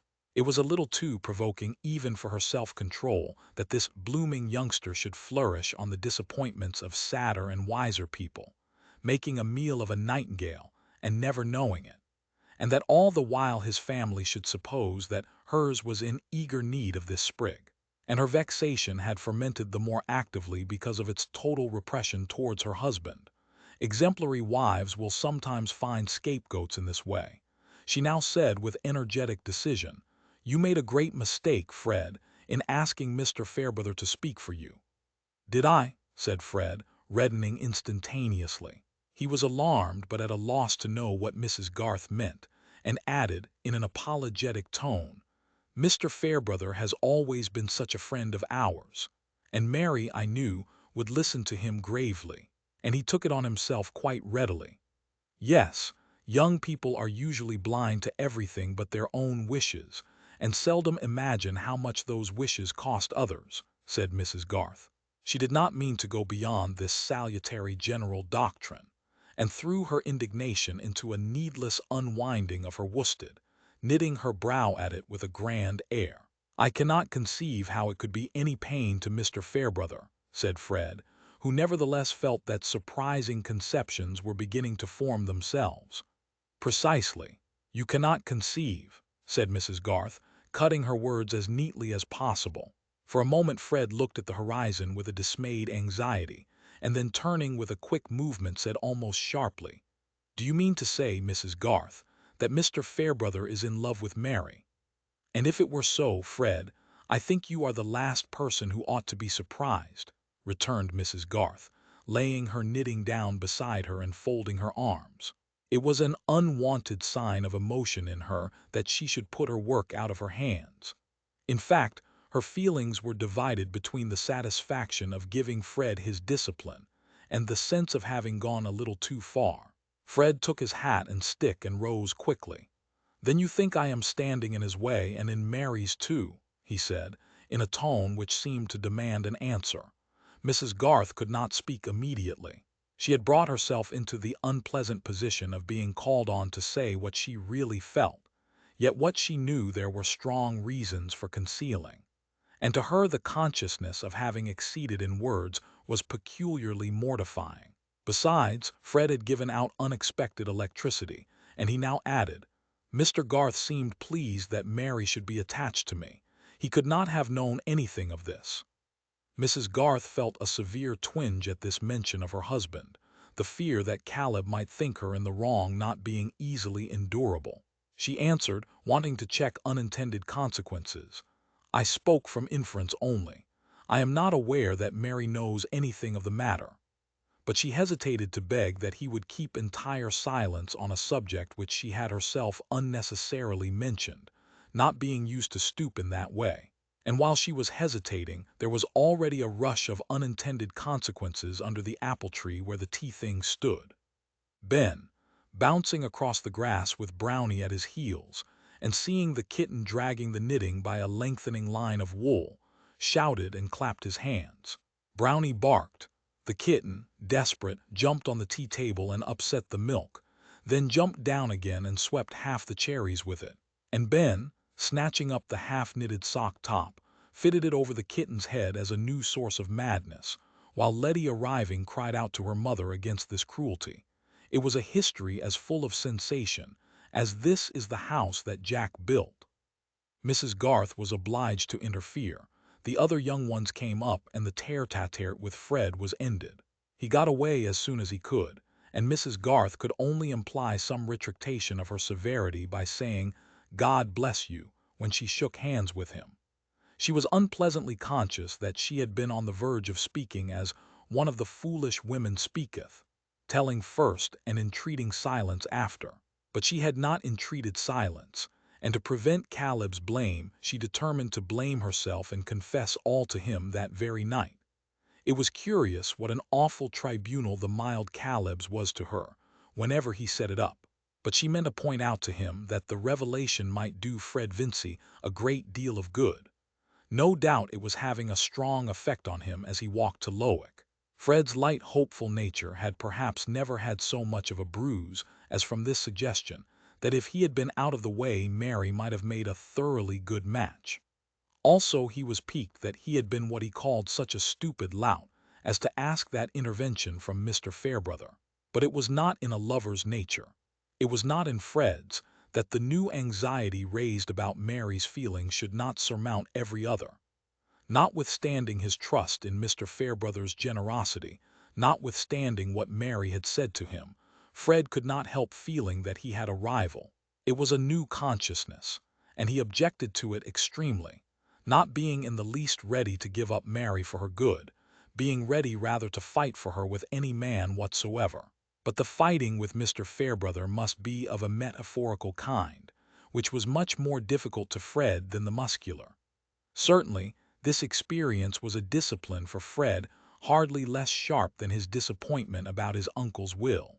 The iron had not entered into his soul, but he had begun to imagine what the sharp edge would be.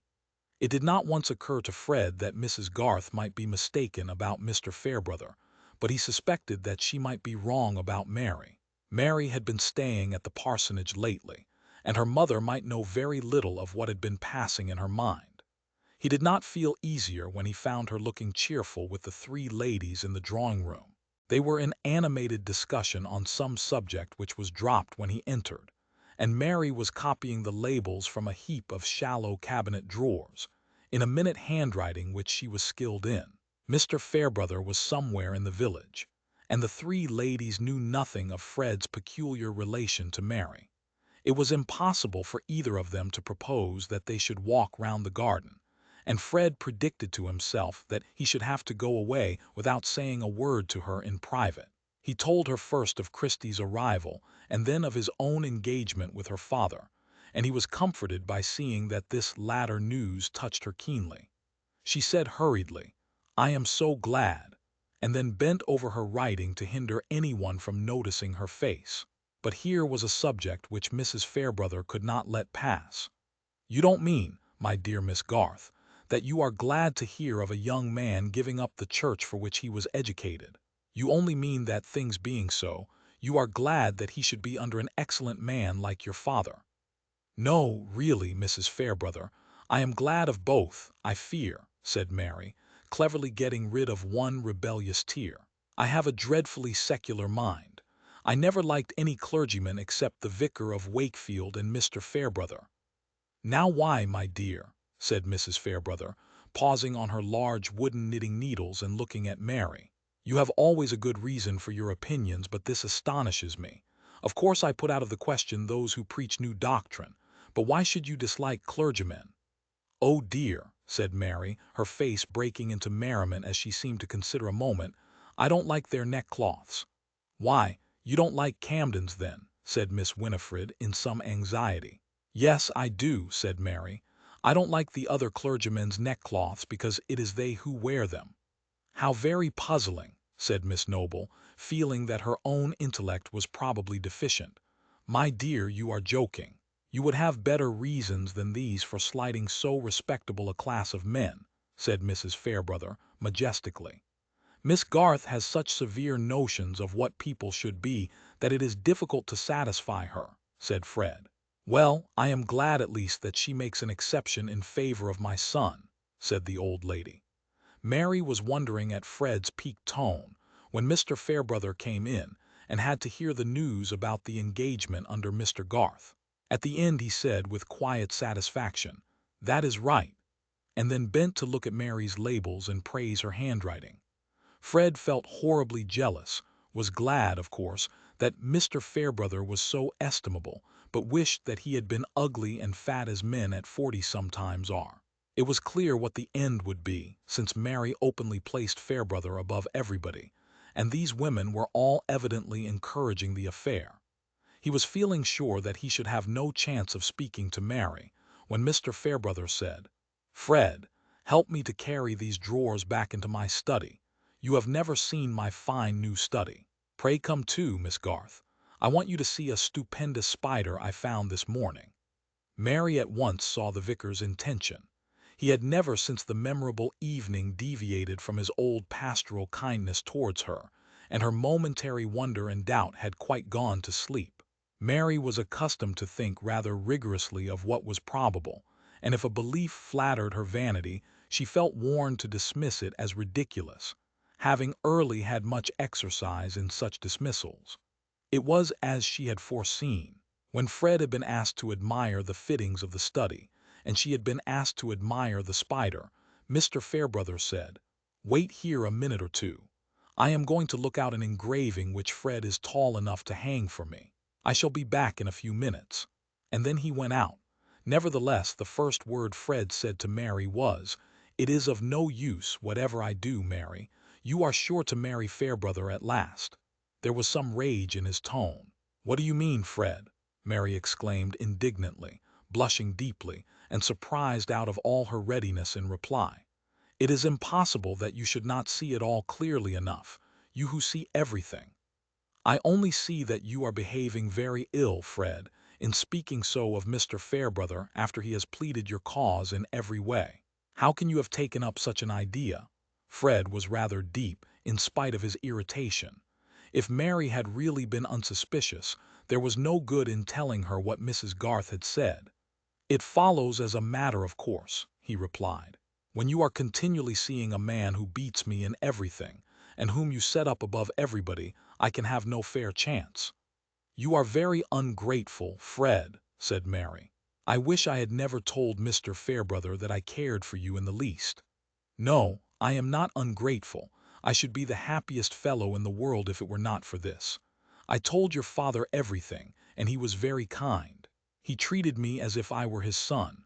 I could go at the work with a will, writing and everything if it were not for this." "For this? For what?" said Mary, imagining now that something specific must have been said or done. "This dreadful certainty that I shall be bowled out by Fairbrother." Mary was appeased by her inclination to laugh.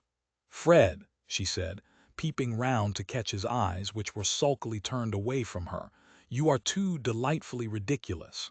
If you were not such a charming simpleton, What a temptation this would be to play the wicked coquette, and let you suppose that somebody besides you has made love to me. "Do you really like me best, Mary?" said Fred, turning eyes full of affection on her and trying to take her hand. "I don't like you at all at this moment," said Mary, retreating and putting her hands behind her. "I only said that no mortal ever made love to me besides you. And that is no argument that a very wise man ever will," she ended merrily. "I wish you would tell me that you could not possibly ever think of him," said Fred. "Never dare to mention this any more to me, Fred," said Mary, getting serious again. "I don't know whether it is more stupid or ungenerous in you not to see that Mr. Fairbrother has left us together on purpose that we might speak freely. I am disappointed that you should be so blind to his delicate feeling." There was no time to say any more before Mr. Fairbrother came back with the engraving, and Fred had to return to the drawing-room still with a jealous dread in his heart, but yet with comforting arguments from Mary's words and manner. The result of the conversation was on the whole more painful to Mary. Inevitably her attention had taken a new attitude, and she saw the possibility of new interpretations. She was in a position in which she seemed to herself to be slighting Mr. Fairbrother, and this, in relation to a man who is much honored, is always dangerous to the firmness of a grateful woman. To have a reason for going home the next day was a relief, for Mary earnestly desired to be always clear that she loved Fred best. When a tender affection has been storing itself in us through many of our years, the idea that we could accept any exchange for it seems to be a cheapening of our lives, and we can set a watch over our affections and our constancy as we can over other treasures. Fred has lost all his other expectations. He must keep this, Mary said to herself, with a smile curling her lips. It was impossible to help fleeting visions of another kind, new dignities, and an acknowledged value of which she had often felt the absence. But these things with Fred outside them, Fred forsaken and looking sad for the want of her, could never tempt her deliberate thought. Chapter 58. For there can live no hatred in thine eye, therefore in that I cannot know thy change. In many's looks the false heart's history is writ in moods and frowns and wrinkles strange. But heaven in thy creation did decree that in thy face sweet love should ever dwell. Whate'er thy thoughts or thy heart's workings be, thy looks should nothing thence but sweetness tell. Shakespeare, Sonnets. At the time when Mr. Vincy uttered that presentiment about Rosamond, she herself had never had the idea that she should be driven to make the sort of appeal which he foresaw. She had not yet had any anxiety about ways and means, although her domestic life had been expensive as well as eventful. Her baby had been born prematurely, and all the embroidered robes and caps had to be laid by in darkness. This misfortune was attributed entirely to her having persisted in going out on horseback one day when her husband had desired her not to do so. But it must not be supposed that she had shown temper on the occasion, or rudely told him that she would do as she liked. What led her particularly to desire horse exercise was a visit from Captain Lydgate, the baronet's third son, who, I am sorry to say, was detested by our Tertius of that name as a vapid fop, parting his hair from brow to nape in a despicable fashion, not followed by Tertius himself, and showing an ignorant security that he knew the proper thing to say on every topic. Lydgate inwardly cursed his own folly that he had drawn down this visit by consenting to go to his uncle's on the wedding tour, and he made himself rather disagreeable to Rosamond by saying so in private. For to Rosamond this visit was a source of unprecedented but gracefully concealed exultation. She was so intensely conscious of having a cousin who was a baronet's son staying in the house, that she imagined the knowledge of what was implied by his presence to be diffused through all other minds, and when she introduced Captain Lydgate to her guests, she had a placid sense that his rank penetrated them as if it had been an odor. The satisfaction was enough for the time to melt away some disappointment in the conditions of marriage with a medical man, even of good birth. It seemed now that her marriage was visibly as well as ideally floating her above the Middlemarch level, and the future looked bright with letters and visits to and from Quallingham, and vague advancement in consequence for Tertius. especially as, probably at the captain's suggestion, his married sister, Mrs. Mengan, had come with her maid, and stayed 2 nights on her way from town. Hence it was clearly worth while for Rosamond to take pains with her music and the careful selection of her lace. As to Captain Lydgate himself, his low brow, his aquiline nose bent on one side, and his rather heavy utterance, might have been disadvantageous in any young gentleman who had not a military bearing and mustache to give him what is doted on by some flower-like blonde heads as style. He had, moreover, that sort of high breeding which consists in being free from the petty solicitudes of middle-class gentility, and he was a great critic of feminine charms. Rosamond delighted in his admiration now even more than she had done at Quallingham, and he found it easy to spend several hours of the day in flirting with her. The visit altogether was one of the pleasantest larks he had ever had, not the less so perhaps because he suspected that his queer cousin Tertius wished him away, though Lydgate, who would rather, hyperbolically speaking, have died than have failed in polite hospitality, suppressed his dislike, and only pretended generally not to hear what the gallant officer said, consigning the task of answering him to Rosamond, for he was not at all a jealous husband, and preferred leaving a feather-headed young gentleman alone with his wife to bearing him company. "I wish you would talk more to the captain at dinner, Tertius," said Rosamond, one evening when the important guest was gone to Loamford to see some brother officers stationed there. "You really look so absent sometimes. You seem to be seeing through his head into something behind it, instead of looking at him." "My dear Rosie, you don't expect me to talk much to such a conceited ass as that, I hope," said Lydgate brusquely.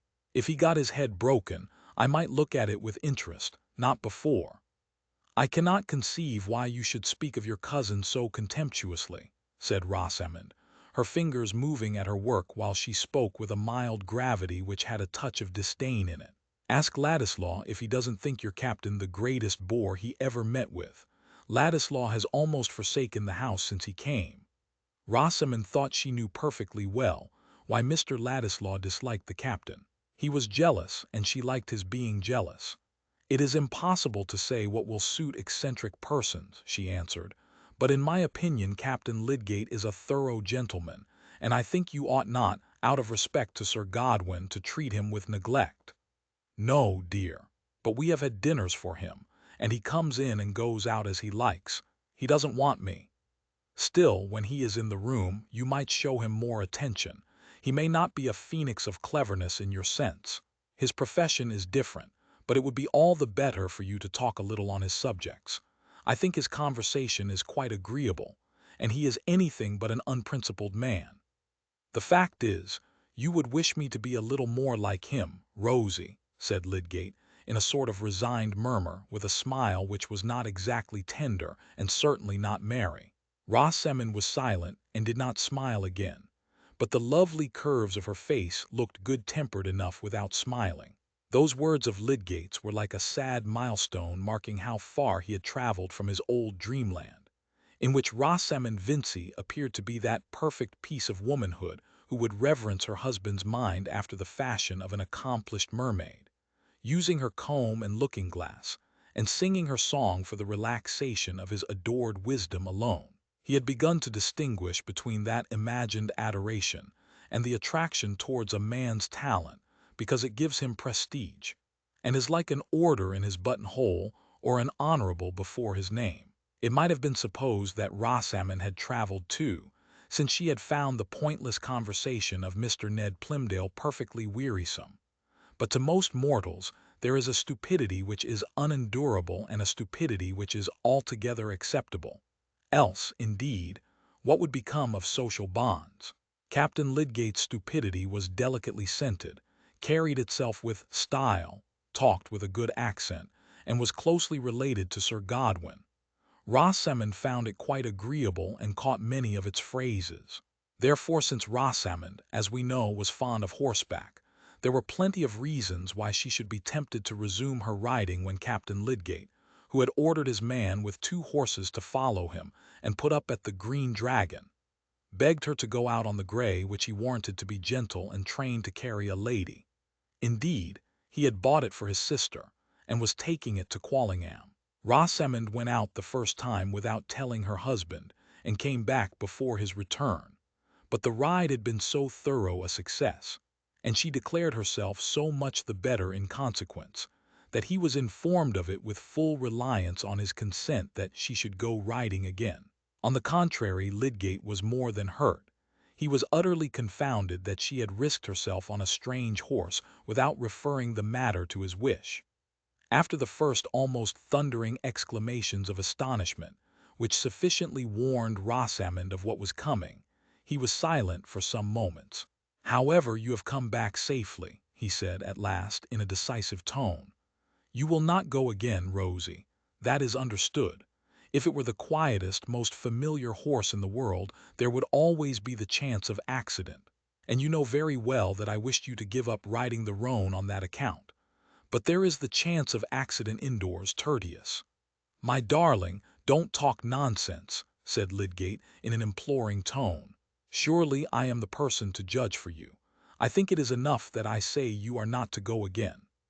Rosamond was arranging her hair before dinner, and the reflection of her head in the glass showed no change in its loveliness, except a little turning aside of the long neck. Lydgate had been moving about with his hands in his pockets, and now paused near her, as if he awaited some assurance. "I wish you would fasten up my plates, dear," said Rosamond, letting her arms fall with a little sigh, so as to make a husband ashamed of standing there like a brute. Lydgate had often fastened the plates before, being among the deftest of men with his large, finely formed fingers. He swept up the soft festoons of plates, and fastened in the tall comb. To such uses do men come. And what could he do then but kiss the exquisite nape which was shown in all its delicate curves? But when we do what we have done before, it is often with a difference. Lydgate was still angry, and had not forgotten his point. "I shall tell the captain that he ought to have known better than offer you his horse," he said, as he moved away. "I beg you will not do anything of the kind, Tertius," said Rosamond, looking at him with something more marked than usual in her speech. "It will be treating me as if I were a child. Promise that you will leave the subject to me." There did seem to be some truth in her objection. Lydgate said, "Very well," with a surly obedience, and thus the discussion ended with his promising Rosamond and not with her promising him. In fact, she had been determined not to promise. Rosamond had that victorious obstinacy which never wastes its energy in impetuous resistance. What she liked to do was to her the right thing, and all her cleverness was directed to getting the means of doing it. She meant to go out riding again on the gray, and she did go on the next opportunity of her husband's absence, not intending that he should know until it was late enough not to signify to her. The temptation was certainly great. She was very fond of the exercise, and the gratification of riding on a fine horse, with Captain Lydgate, Sir Godwin's son, on another fine horse by her side, and of being met in this position by any one but her husband, was something as good as her dreams before marriage. Moreover, she was riveting the connection with the family at Quallingham, which must be a wise thing to do. But the gentle Gray, unprepared for the crash of a tree that was being felled on the edge of Halsell Wood, took fright, and caused a worse fright to Rosamond, leading finally to the loss of her baby. Lydgate could not show his anger towards her, but he was rather bearish to the captain, whose visit naturally soon came to an end. In all future conversations on the subject, Rosamond was mildly certain that the ride had made no difference, and that if she had stayed at home, the same symptoms would have come on and would have ended in the same way, because she had felt something like them before. Lydgate could only say, "Poor, poor darling," but he secretly wondered over the terrible tenacity of this mild creature.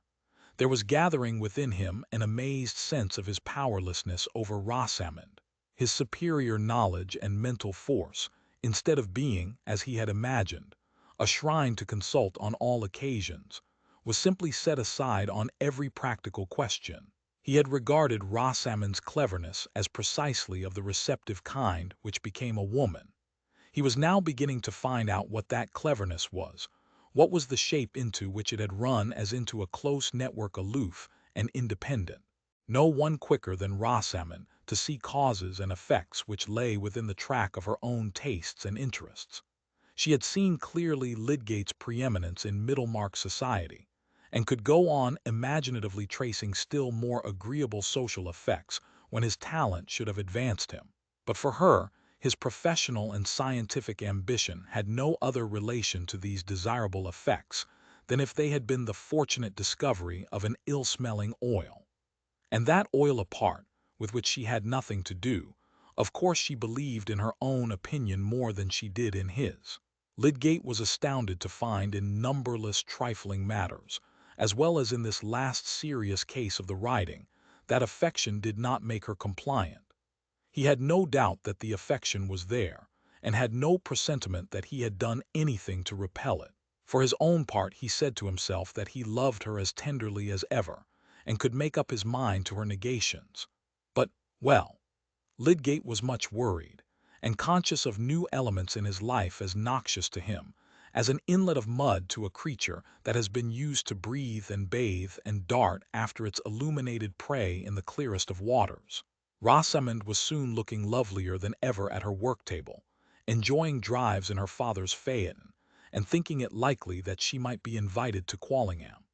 She knew that she was a much more exquisite ornament to the drawing-room there than any daughter of the family, and in reflecting that the gentlemen were aware of that, did not perhaps sufficiently consider whether the ladies would be eager to see themselves surpassed. Lydgate, relieved from anxiety about her, relapsed into what she inwardly called his moodiness, a name which to her covered his thoughtful preoccupation with other subjects than herself, as well as that uneasy look of the brow and distaste for all ordinary things as if they were mixed with bitter herbs, which really made a sort of weather-glass to his vexation and foreboding. These latter states of mind had one cause amongst others, which he had generously but mistakenly avoided mentioning to Rosamond, lest it should affect her health and spirits. Between him and her, indeed, there was that total missing of each other's mental track, which is too evidently possible even between persons who are continually thinking of each other.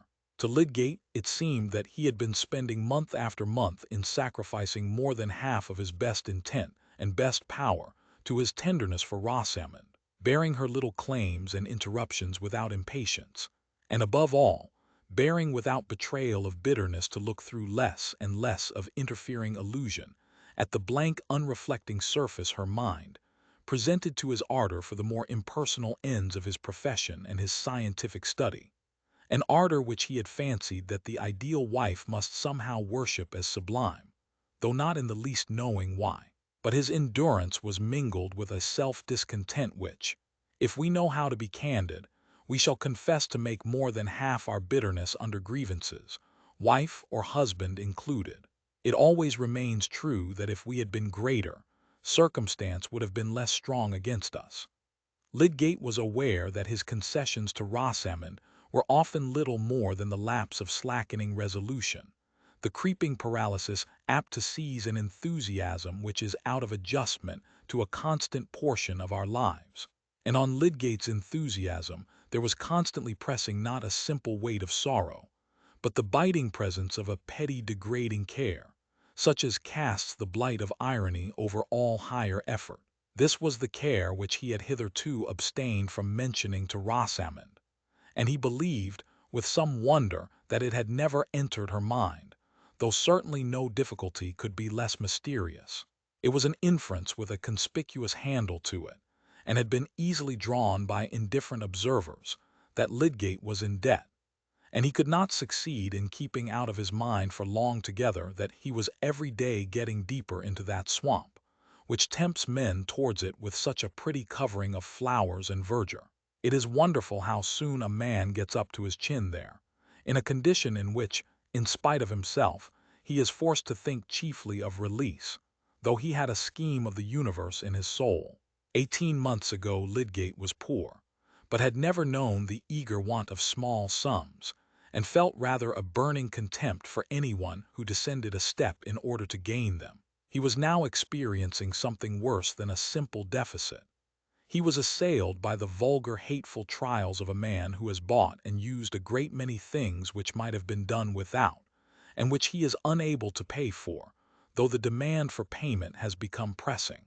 How this came about may be easily seen without much arithmetic or knowledge of prices. When a man in setting up a house and preparing for marriage finds that his furniture and other initial expenses come to between £400 and £500 more than he has capital to pay for, when at the end of a year it appears that his household expenses, horses and et ceteras, amount to nearly 1,000, while the proceeds of the practice reckoned from the old books to be worth 800 per annum have sunk like a summer pond and make hardly 500, chiefly in unpaid entries, the plain inference is that, whether he minds it or not, he is in debt.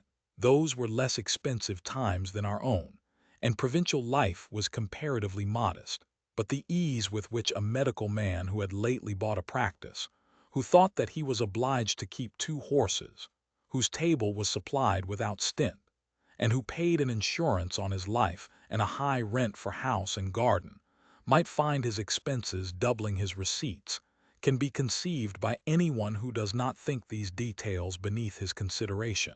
Rosamond, accustomed from her childhood to an extravagant household, thought that good housekeeping consisted simply in ordering the best of everything.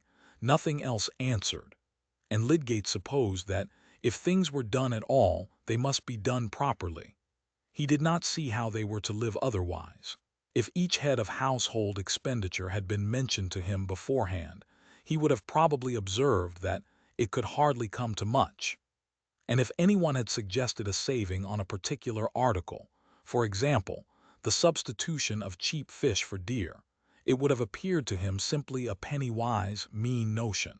Rosamond, even without such an occasion as Captain Lydgate's visit, was fond of giving invitations, and Lydgate, though he often thought the guests tiresome, did not interfere. This sociability seemed a necessary part of professional prudence, and the entertainment must be suitable. It is true Lydgate was constantly visiting the homes of the poor and adjusting his prescriptions of diet to their small means. But, dear me, has it not by this time ceased to be remarkable, is it not rather that we expect in men, that they should have numerous strands of experience lying side by side and never compare them with each other? Expenditure, like ugliness and errors, becomes a totally new thing when we attach our own personality to it, and measure it by that wide difference which is manifest, in our own sensations, between ourselves and others.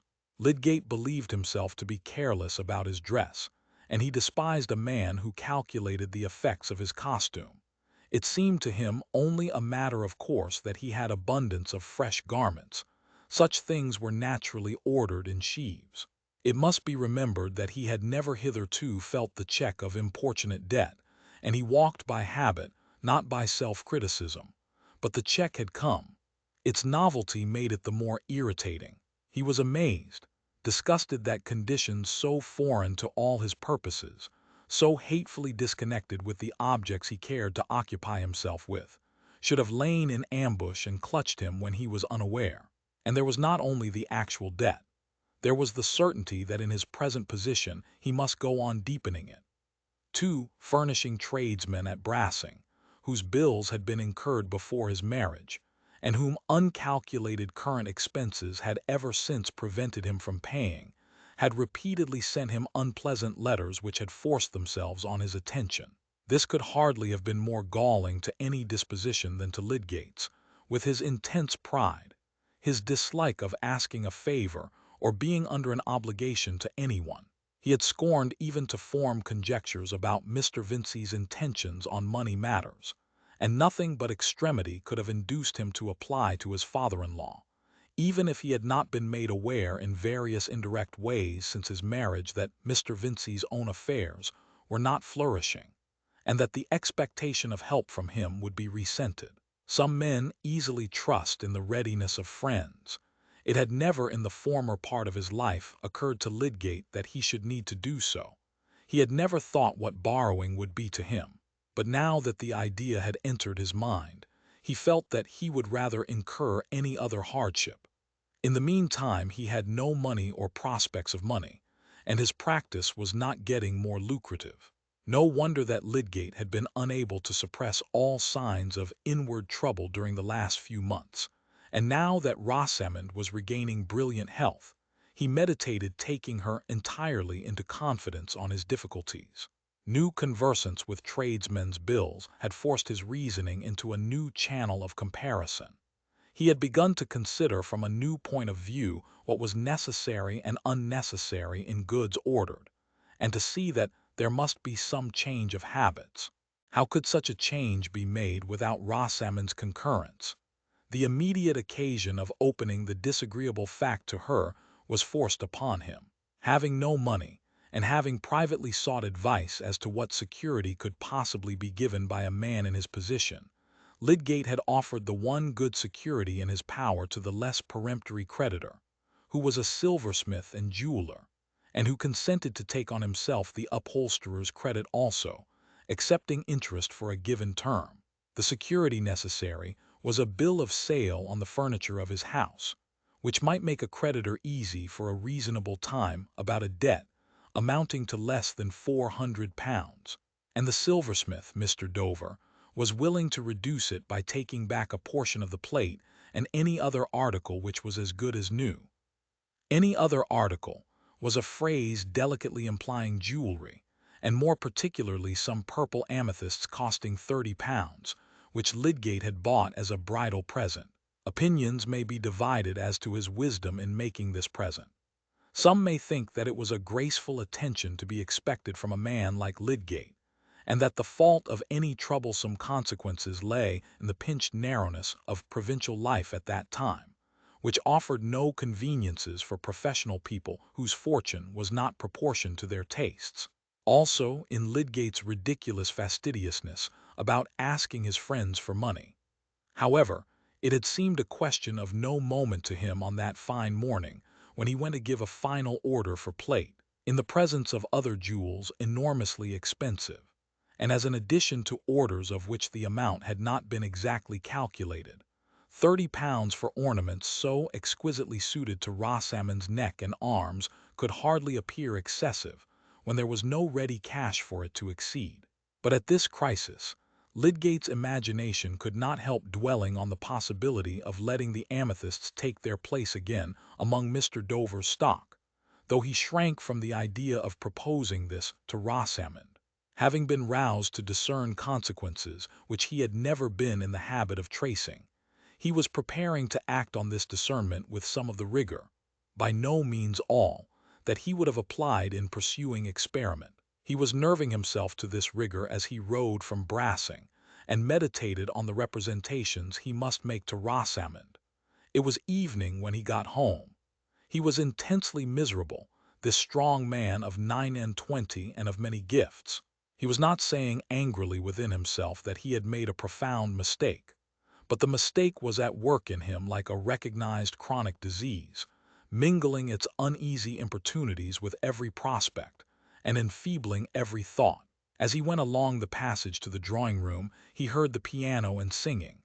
Of course, Ladislaw was there. It was some weeks since Will had parted from Dorothea, yet he was still at the old post in Middlemarch. Lydgate had no objection in general to Ladislaw's coming, but just now he was annoyed that he could not find his hearth free. When he opened the door, the two singers went on towards the keynote, raising their eyes and looking at him indeed, but not regarding his entrance as an interruption. To a man galled with his harness as poor Lydgate was, it is not soothing to see two people warbling at him, as he comes in with the sense that the painful day has still pains in store.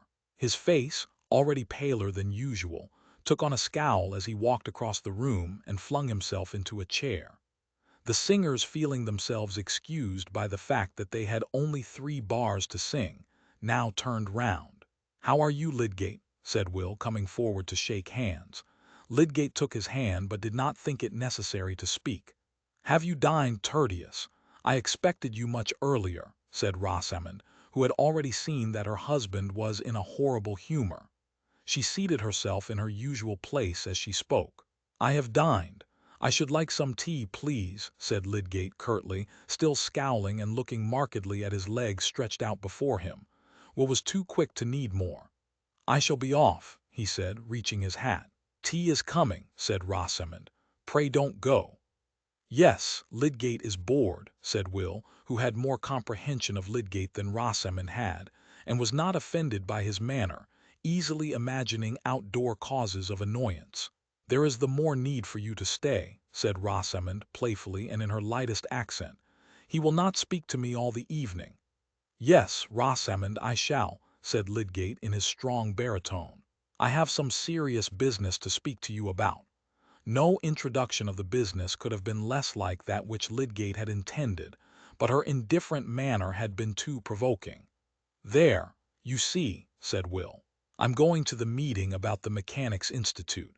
Good-bye," and he went quickly out of the room. Rosamond did not look at her husband, but presently rose and took her place before the tea-tray. She was thinking that she had never seen him so disagreeable. Lydgate turned his dark eyes on her and watched her as she delicately handled the tea service with her taper fingers, and looked at the objects immediately before her with no curve in her face disturbed, and yet with an ineffable protest in her air against all people with unpleasant manners. For the moment he lost the sense of his wound in a sudden speculation about this new form of feminine impassibility, revealing itself in the sylph-like frame, which he had once interpreted as the sign of a ready, intelligent sensitiveness.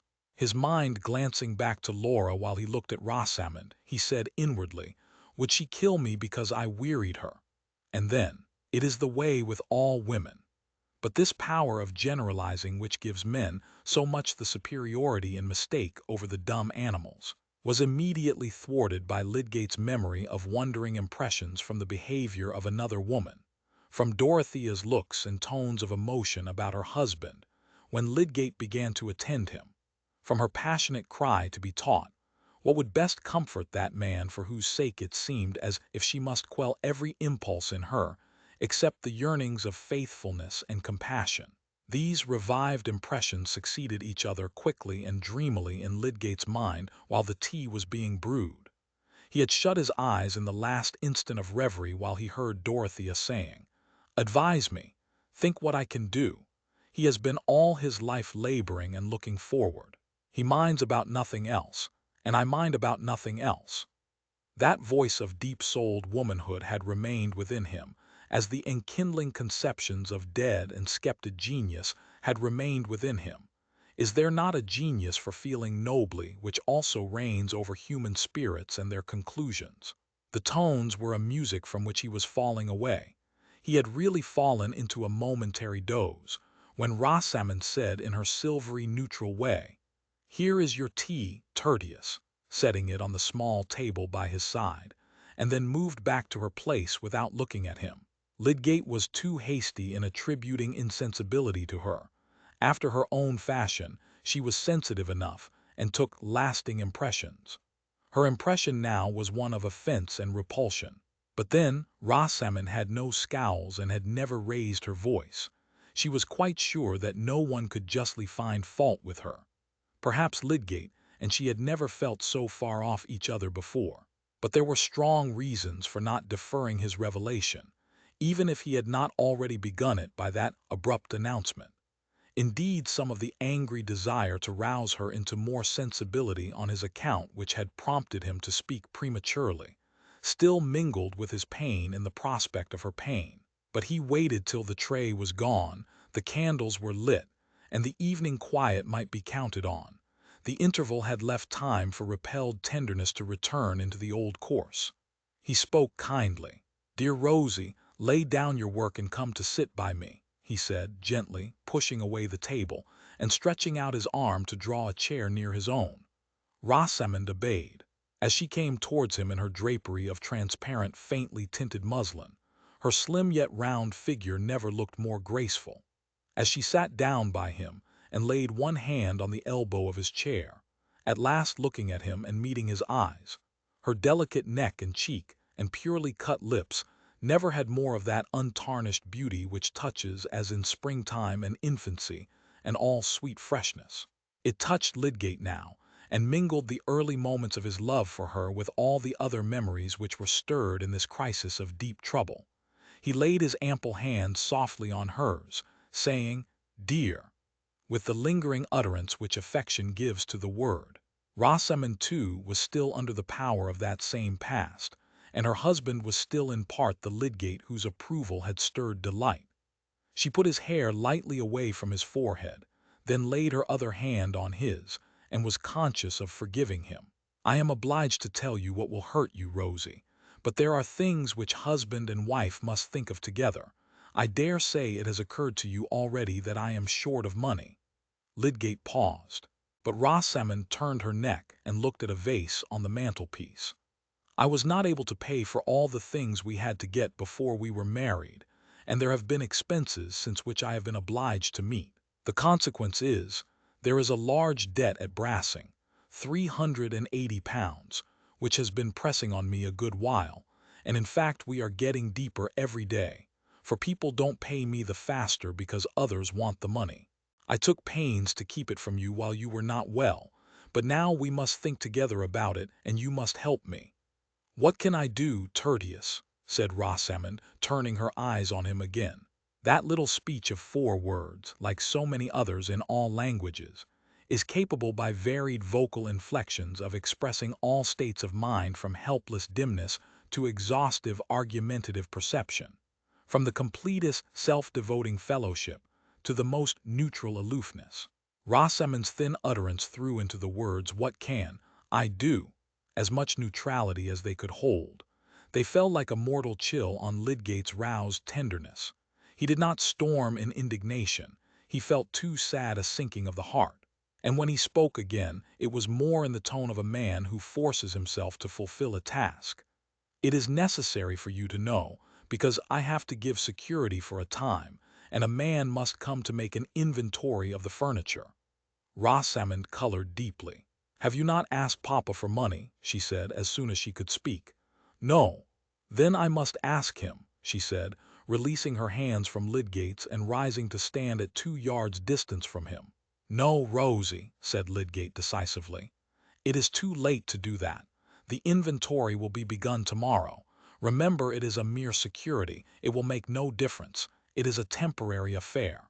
I insist upon it that your father shall not know, unless I choose to tell him," added Lydgate, with a more peremptory emphasis. This certainly was unkind, but Rosamond had thrown him back on evil expectation as to what she would do in the way of quiet, steady disobedience. The unkindness seemed unpardonable to her. She was not given to weeping and disliked it, but now her chin and lips began to tremble and the tears welled up.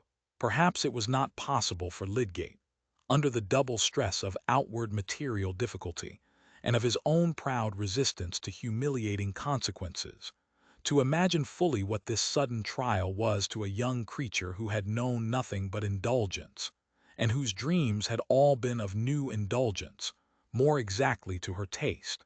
But he did wish to spare her as much as he could, and her tears cut him to the heart. He could not speak again immediately, but Rosamond did not go on sobbing. She tried to conquer her agitation and wiped away her tears, continuing to look before her at the mantelpiece. "Try not to grieve, darling," said Lydgate, turning his eyes up towards her. That she had chosen to move away from him in this moment of her trouble made everything harder to say, but he must absolutely go on. "We must brace ourselves to do what is necessary. It is I who have been in fault. I ought to have seen that I could not afford to live in this way, but many things have told against me in my practice, and it really just now has ebbed to a low point. I may recover it, but in the meantime we must pull up. We must change our way of living. We shall weather it.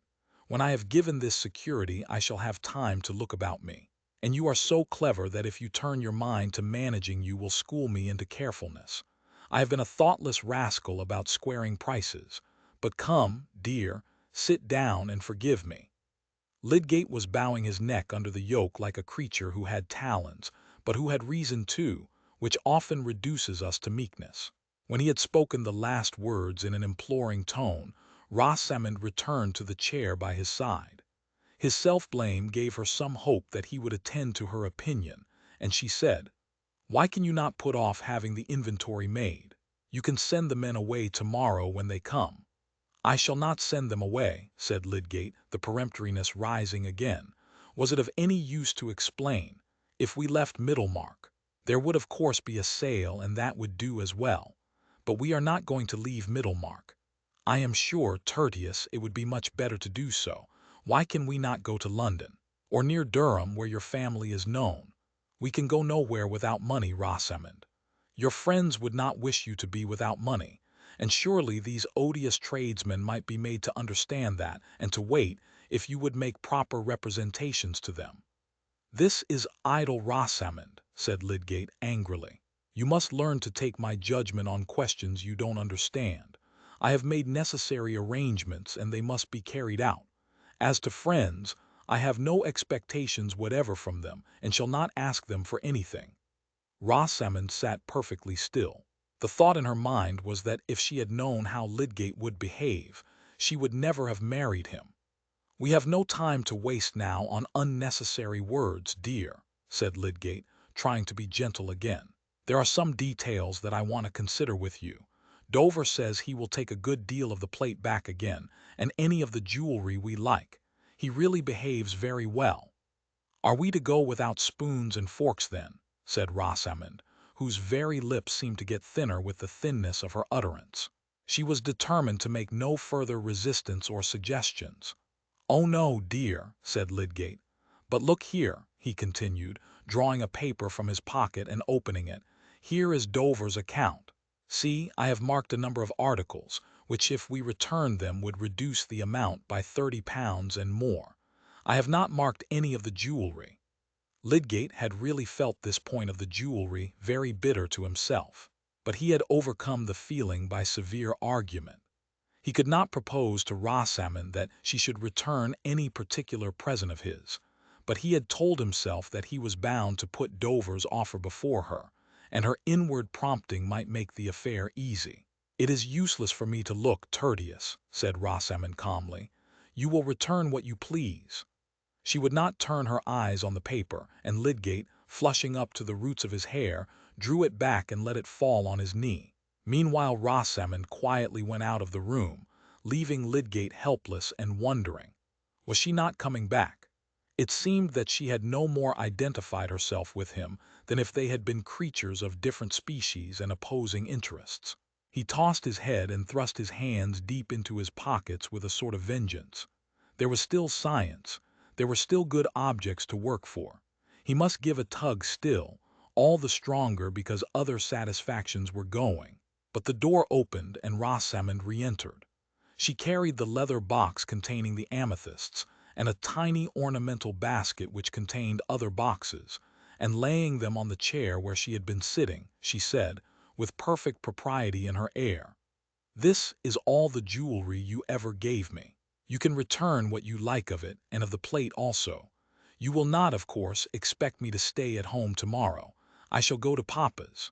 To many women the look Lydgate cast at her would have been more terrible than one of anger.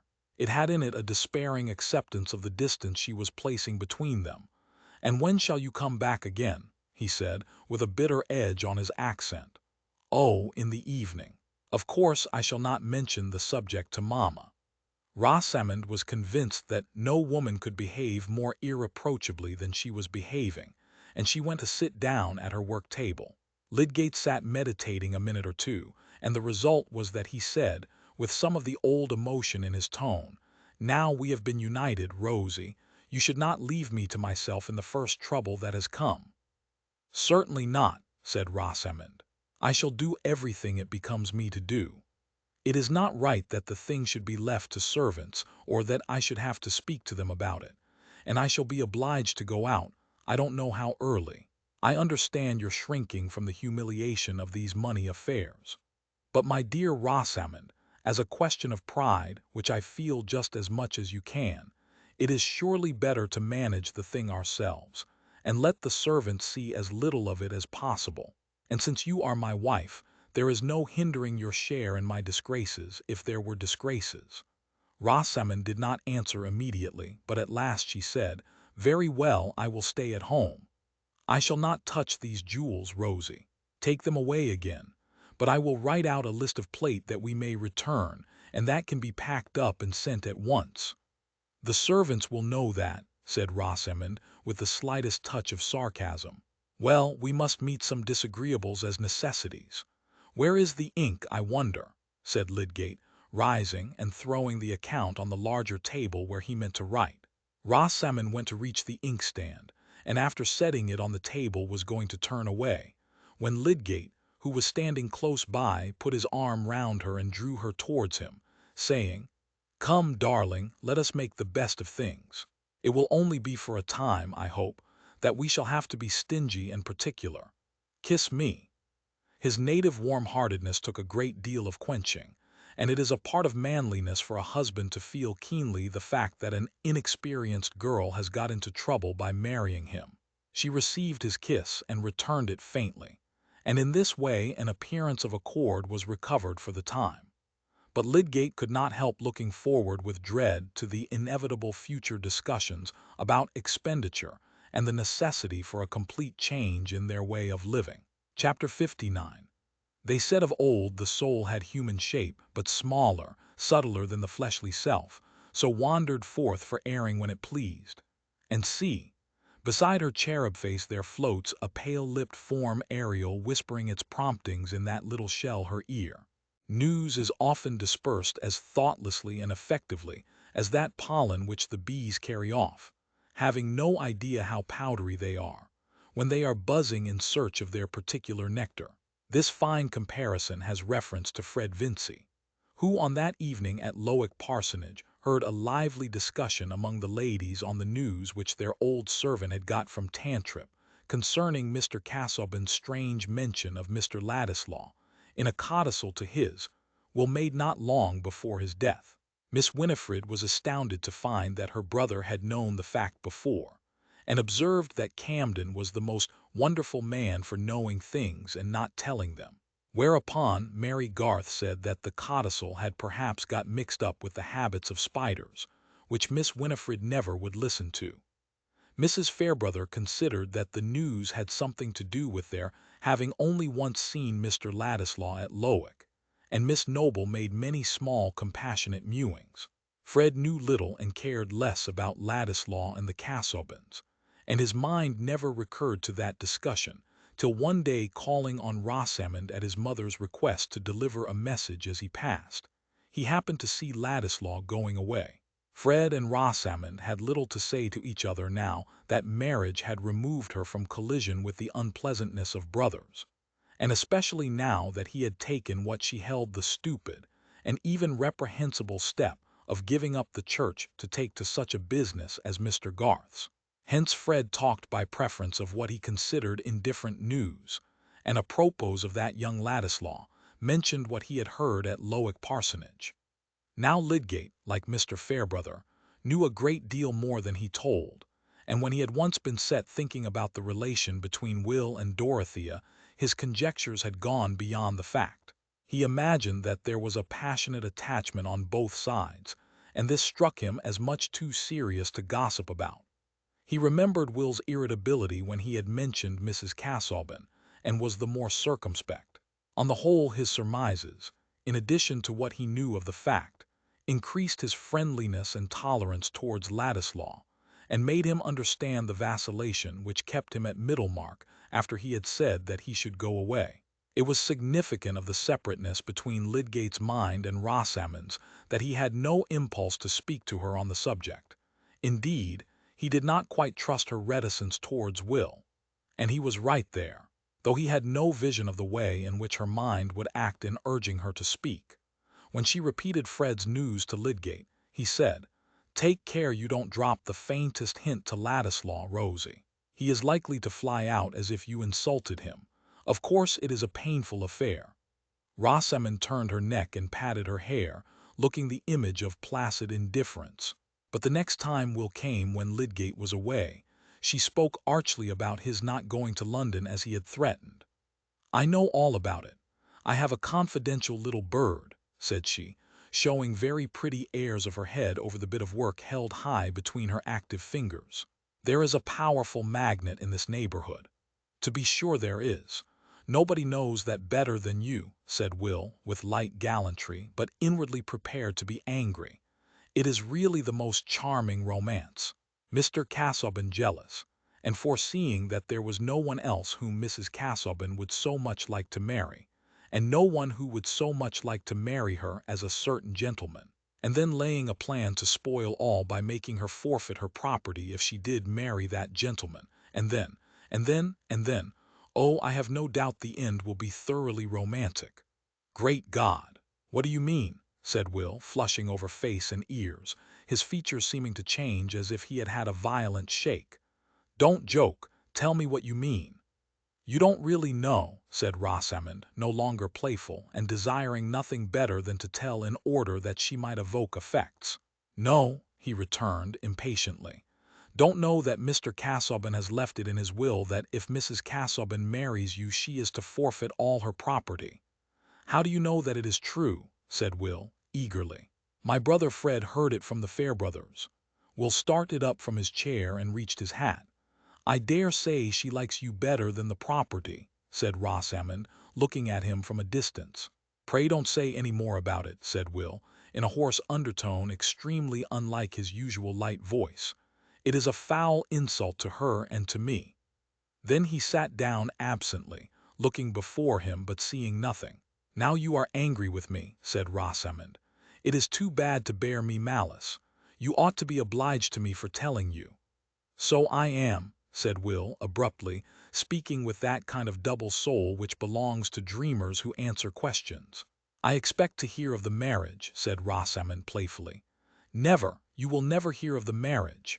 With those words uttered impetuously, Will rose, put out his hand to Rosamond, still with the air of a somnambulist, and went away. When he was gone, Rosamond left her chair and walked to the other end of the room, leaning when she got there against a chiffonier, and looking out of the window wearily. She was oppressed by ennui, and by that dissatisfaction which in women's minds is continually turning into a trivial jealousy, referring to no real claims, springing from no deeper passion than the vague exactingness of egoism, and yet capable of impelling action as well as speech.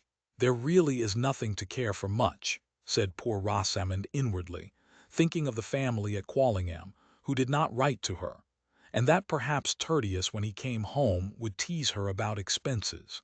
She had already secretly disobeyed him by asking her father to help them, and he had ended decisively by saying, I am more likely to want help myself. Chapter 60. Good phrases are surely, and ever were, very commendable. Justice Shallow. A few days afterwards, it was already the end of August, there was an occasion which caused some excitement in Middlemarch. The public, if it chose, was to have the advantage of buying, under the distinguished auspices of Mr. Borthrop Trumbull, the furniture, books, and pictures which anybody might see by the handbills to be the best in every kind, belonging to Edwin Larcher, Esq. This was not one of the sales, indicating the depression of trade.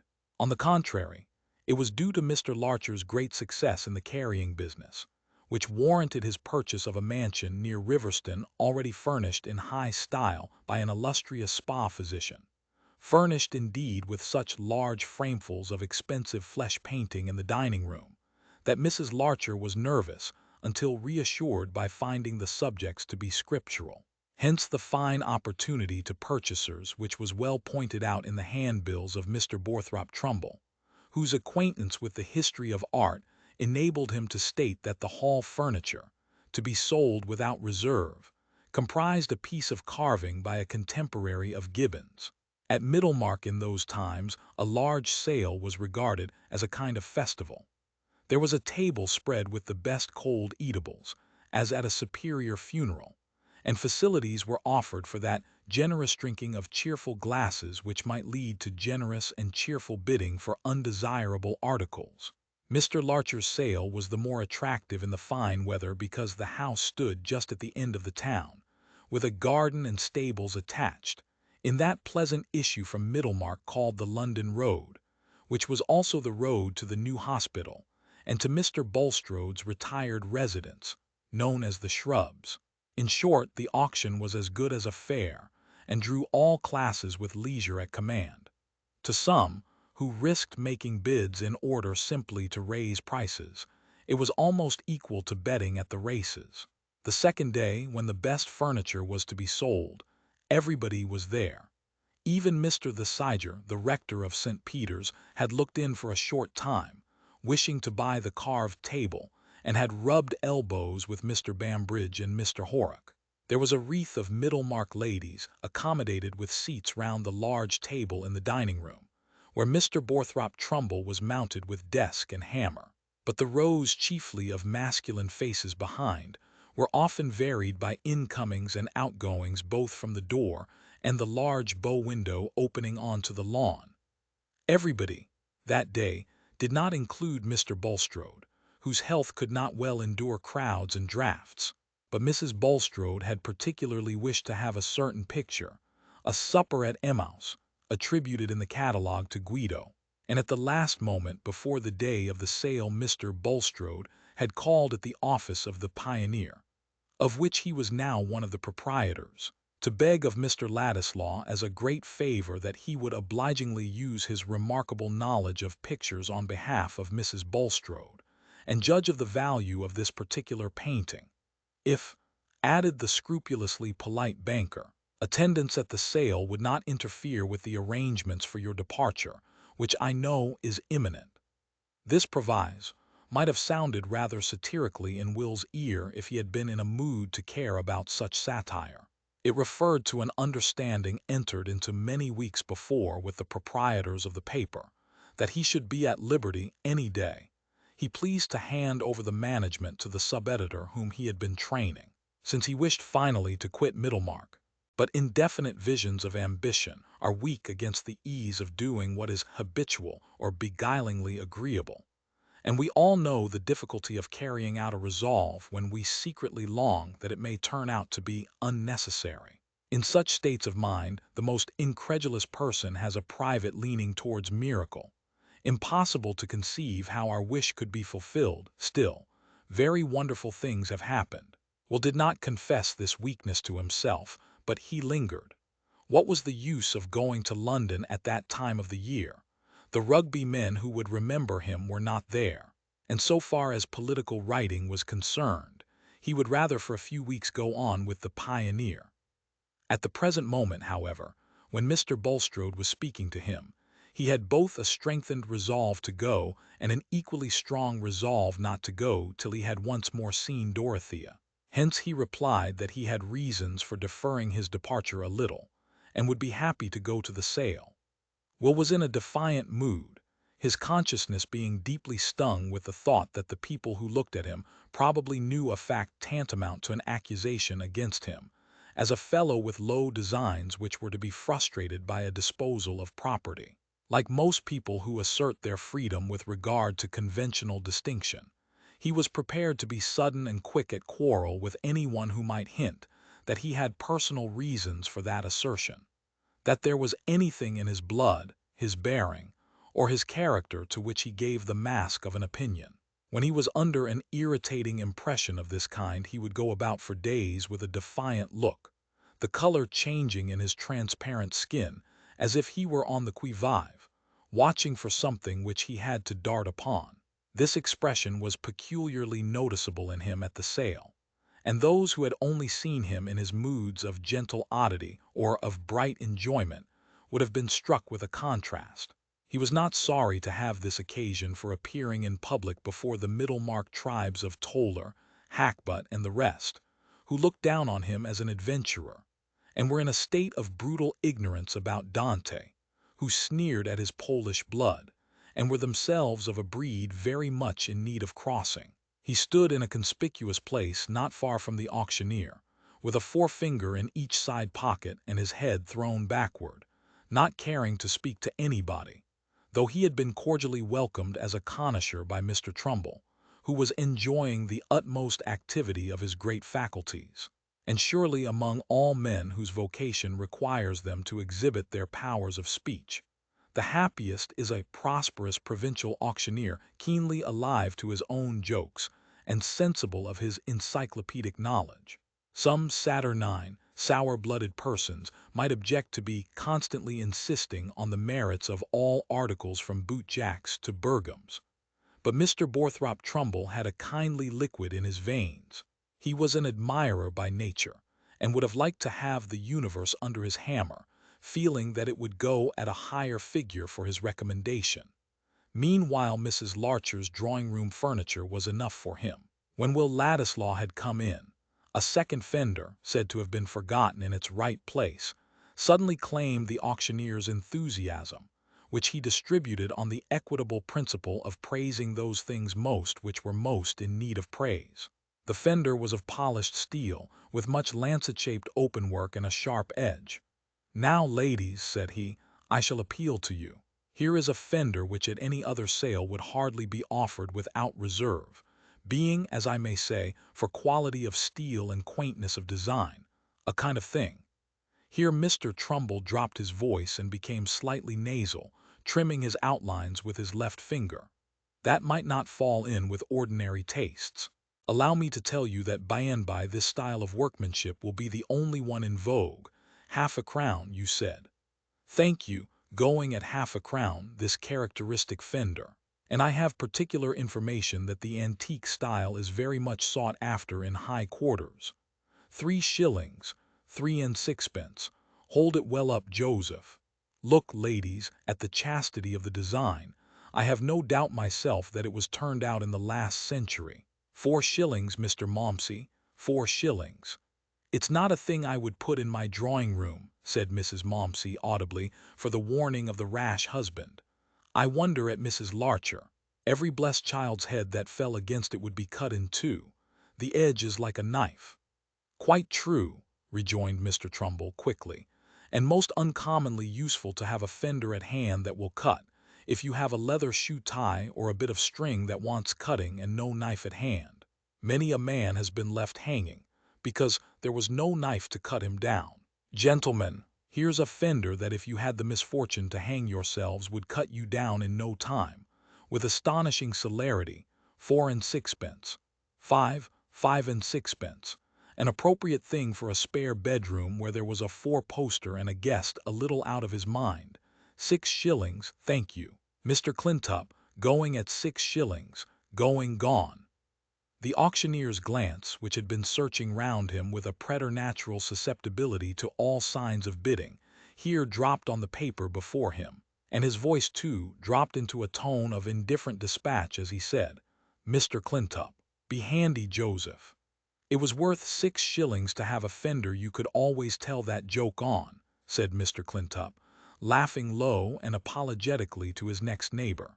He was a diffident though distinguished nurseryman, and feared that the audience might regard his bid as a foolish one. Meanwhile Joseph had brought a trayful of small articles. "Now, ladies," said Mr. Trumbull, taking up one of the articles, "this tray contains a very recherchy lot, a collection of trifles for the drawing-room table, and trifles make the sum of human things, nothing more important than trifles. Yes, Mr. Ladislaw, yes, by and by. But pass the tray round, Joseph. These bijoux must be examined, ladies. This I have in my hand is an ingenious contrivance, a sort of practical rebus, I may call it. Here, you see, it looks like an elegant heart-shaped box, portable for the pocket. There again it becomes like a splendid double flower, an ornament for the table. And now," Mr. Trumbull allowed the flower to fall alarmingly into strings of heart-shaped leaves, "a book of riddles. No less than 500 printed in a beautiful red. Gentlemen, if I had less of a conscience, I should not wish you to bid high for this lot. I have a longing for it myself. What can promote innocent mirth, and I may say virtue, more than a good riddle? It hinders profane language, and attaches a man to the society of refined females. This ingenious article itself, without the elegant domino box, card basket, and ought alone to give a high price to the lot. Carried in the pocket, it might make an individual welcome in any society. 4 shillings, sir. 4 shillings for this remarkable collection of riddles with the et ceteras. Here is a sample. How must you spell honey to make it catch ladybirds? Answer, money. You hear, ladybirds, honey, money. This is an amusement to sharpen the intellect. It has a sting. It has what we call satire and wit without indecency. 4 and 6pence, 5 shillings. The bidding ran on with warming rivalry. Mr. Bowyer was a bidder, and this was too exasperating. Bowyer couldn't afford it, and only wanted to hinder every other man from making a figure.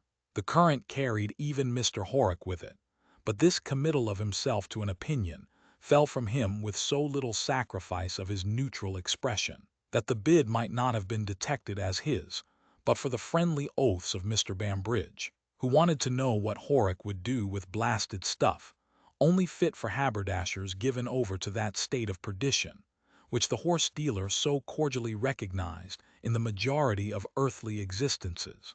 The lot was finally knocked down at a guinea to Mr. Spilkins, a young slender of the neighborhood, who was reckless with his pocket money and felt his want of memory for riddles. "Come, Trumbull, this is too bad. You've been putting some old maid's rubbish into the sale," murmured Mr. Toller, getting close to the auctioneer. "I want to see how the prints go, and I must be off soon." "Immediately, Mr. Toller. It was only an act of benevolence which your noble heart would approve. Joseph, quick with the prints, lot 235. Now, gentlemen, you who are connoisseurs, you are going to have a treat. Here is an engraving of the Duke of Wellington surrounded by his staff on the field of Waterloo, and notwithstanding recent events which have, as it were, enveloped our great hero in a cloud, I will be bold to say, for a man in my line must not be blown about by political winds, that a finer subject, of the modern order, belonging to our own time and epoch, the understanding of man could hardly conceive. Angels might perhaps, but not men, sirs, not men." "Who painted it?" said Mr. Powderell, much impressed. "It is a proof before the letter, Mr. Powderell. The painter is not known," answered Trumbull, with a certain gaspingness in his last words, after which he pursed up his lips and stared round him. "I'll bid £1," said Mr. Powderell, in a tone of resolved emotion, as of a man ready to put himself in the breach. Whether from awe or pity, nobody raised the price on him. Next came 2 Dutch prints which Mr. Toller had been eager for, and after he had secured them he went away. Other prints, and afterwards some paintings, were sold to leading Middlemarchers who had come with a special desire for them, and there was a more active movement of the audience in and out, some who had bought what they wanted, going away, others coming in either quite newly or from a temporary visit to the refreshments, which were spread under the marquee on the lawn. It was this marquee that Mr. Bambridge was bent on buying, and he appeared to like looking inside it frequently, as a foretaste of its possession. On the last occasion of his return from it he was observed to bring with him a new companion, a stranger to Mr. Trumbull and everyone else, whose appearance, however, led to the supposition that he might be a relative of the horse dealer's, also given to indulgence. His large whiskers, imposing swagger and swing of the leg made him a striking figure, but his suit of black, rather shabby at the edges, caused the prejudicial inference that he was not able to afford himself as much indulgence as he liked. "Who is it you've picked up, Bam?" said Mr. Horrock, aside. "Ask him yourself," returned Mr. Bambridge. "He said he just turned in from the road." Mr. Horrock eyed the stranger, who was leaning back against his stick with one hand, using his toothpick with the other, and looking about him with a certain restlessness apparently under the silence imposed on him by circumstances. At length the supper at Emmaus was brought forward, to Will's immense relief, for he was getting so tired of the proceedings that he had drawn back a little, and leaned his shoulder against the wall just behind the auctioneer. He now came forward again, and his eye caught the conspicuous stranger, who, rather to his surprise, was staring at him markedly. But Will was immediately appealed to by Mr. Trumbull. "Yes, Mr. Ladislaw, yes. This interests you as a connoisseur, I think. It is some pleasure," the auctioneer went on with a rising fervor, "to have a picture like this to show to a company of ladies and gentlemen, a picture worth any sum to an individual whose means were on a level with his judgment. It is a painting of the Italian school, by the celebrated Guido, the greatest painter in the world, the chief of the old masters, as they are called, I take it, because they were up to a thing or two beyond most of us, in possession of secrets now lost to the bulk of mankind. Let me tell you, gentlemen, I have seen a great many pictures by the old masters, and they are not all up to this mark. Some of them are darker than you might like and not family subjects. But here is a guido. The frame alone is worth pounds, which any lady might be proud to hang up. A suitable thing for what we call a refectory in a charitable institution, if any gentleman of the corporation wished to show his munificence. Turn it a little, sir. Yes. Joseph, turn it a little towards Mr. Ladislaw. Mr. Ladislaw, having been abroad, understands the merit of these things, you observe. All eyes were for a moment turned towards Will, who said coolly, £5. The auctioneer burst out in deep remonstrance. Ah, Mr. Ladislaw, the frame alone is worth that. Ladies and gentlemen, for the credit of the town, suppose it should be discovered hereafter that a gem of art has been amongst us in this town, and nobody in Middlemarch awake to it. 5 guineas, 576, 510. Still, ladies, still. It is a gem, and full many a gem, as the poet says, has been allowed to go at a nominal price because the public knew no better, because it was offered in circles where there was, I was going to say a low feeling, but no. £6, 6 guineas. A guido of the first order going at 6 guineas. It is an insult to religion, ladies. It touches us all as Christians, gentlemen, that a subject like this should go at such a low figure. £6, 10, 7. The bidding was brisk, and Will continued to share in it, remembering that Mrs. Bulstrode had a strong wish for the picture, and thinking that he might stretch the price to £12. But it was knocked down to him at 10 guineas, whereupon he pushed his way towards the bow window and went out. He chose to go under the marquee to get a glass of water, being hot and thirsty. It was empty of other visitors, and he asked the woman in attendance to fetch him some fresh water. But before she was well gone, he was annoyed to see entering the florid stranger who had stared at him. It struck Will at this moment that the man might be one of those political parasitic insects of the bloated kind, who had once or twice claimed acquaintance with him as having heard him speak on the reform question, and who might think of getting a shilling by news. In this light his person, already rather heating to behold on a summer's day, appeared the more disagreeable, and Will, half seated on the elbow of a garden chair, turned his eyes carefully away from the comer. But this signified little to our acquaintance Mr. Raffles, who never hesitated to thrust himself on unwilling observation, if it suited his purpose to do so. He moved a step or two till he was in front of Will, and said with full-mouthed haste, "Excuse me, Mr. Ladislaw, was your mother's name Sarah Dunkirk?" Will, starting to his feet, moved backward a step, frowning and saying with some fierceness, "Yes, sir, it was. And what is that to you?" It was in Will's nature that the first spark it threw out was a direct answer of the question and a challenge of the consequences. To have said, "What is that to you?" in the first instance would have seemed like shuffling, as if he minded who knew anything about his origin. Raffles, on his side, had not the same eagerness for a collision which was implied in Ladislaw's threatening air. The slim young fellow with his girl's complexion looked like a tiger-cat ready to spring on him. Under such circumstances, Mr. Raffles's pleasure in annoying his company was kept in abeyance. "No offence, my good sir, no offence. I only remember your mother, knew her when she was a girl, but it is your father that you feature, sir. I had the pleasure of seeing your father too. Parents alive, Mr. Ladislaw?" "No," thundered Will, in the same attitude as before. "Should be glad to do you a service, Mr. Ladislaw, by Jove I should. Hope to meet again." Hereupon Raffles, who had lifted his hat with the last words, turned himself round with a swing of his leg and walked away. Will looked after him a moment, and could see that he did not re-enter the auction-room, but appeared to be walking towards the road. For an instant he thought that he had been foolish not to let the man go on talking, but no. On the whole he preferred doing without knowledge from that source. Later in the evening, however, Raffles overtook him in the street, and appearing either to have forgotten the roughness of his former reception or to intend avenging it by a forgiving familiarity, greeted him jovially and walked by his side, remarking at first on the pleasantness of the town and neighborhood. Will suspected that the man had been drinking and was considering how to shake him off when Raffles said, "I've been abroad myself, Mr. Ladislaw. I've seen the world, used to parley-voos a little. It was at Boulogne I saw your father. A most uncommon likeness you are of him, by Jove. Mouth, nose, eyes, hair turned off your brow just like his, a little in the foreign style. John Bull doesn't do much of that. But your father was very ill when I saw him.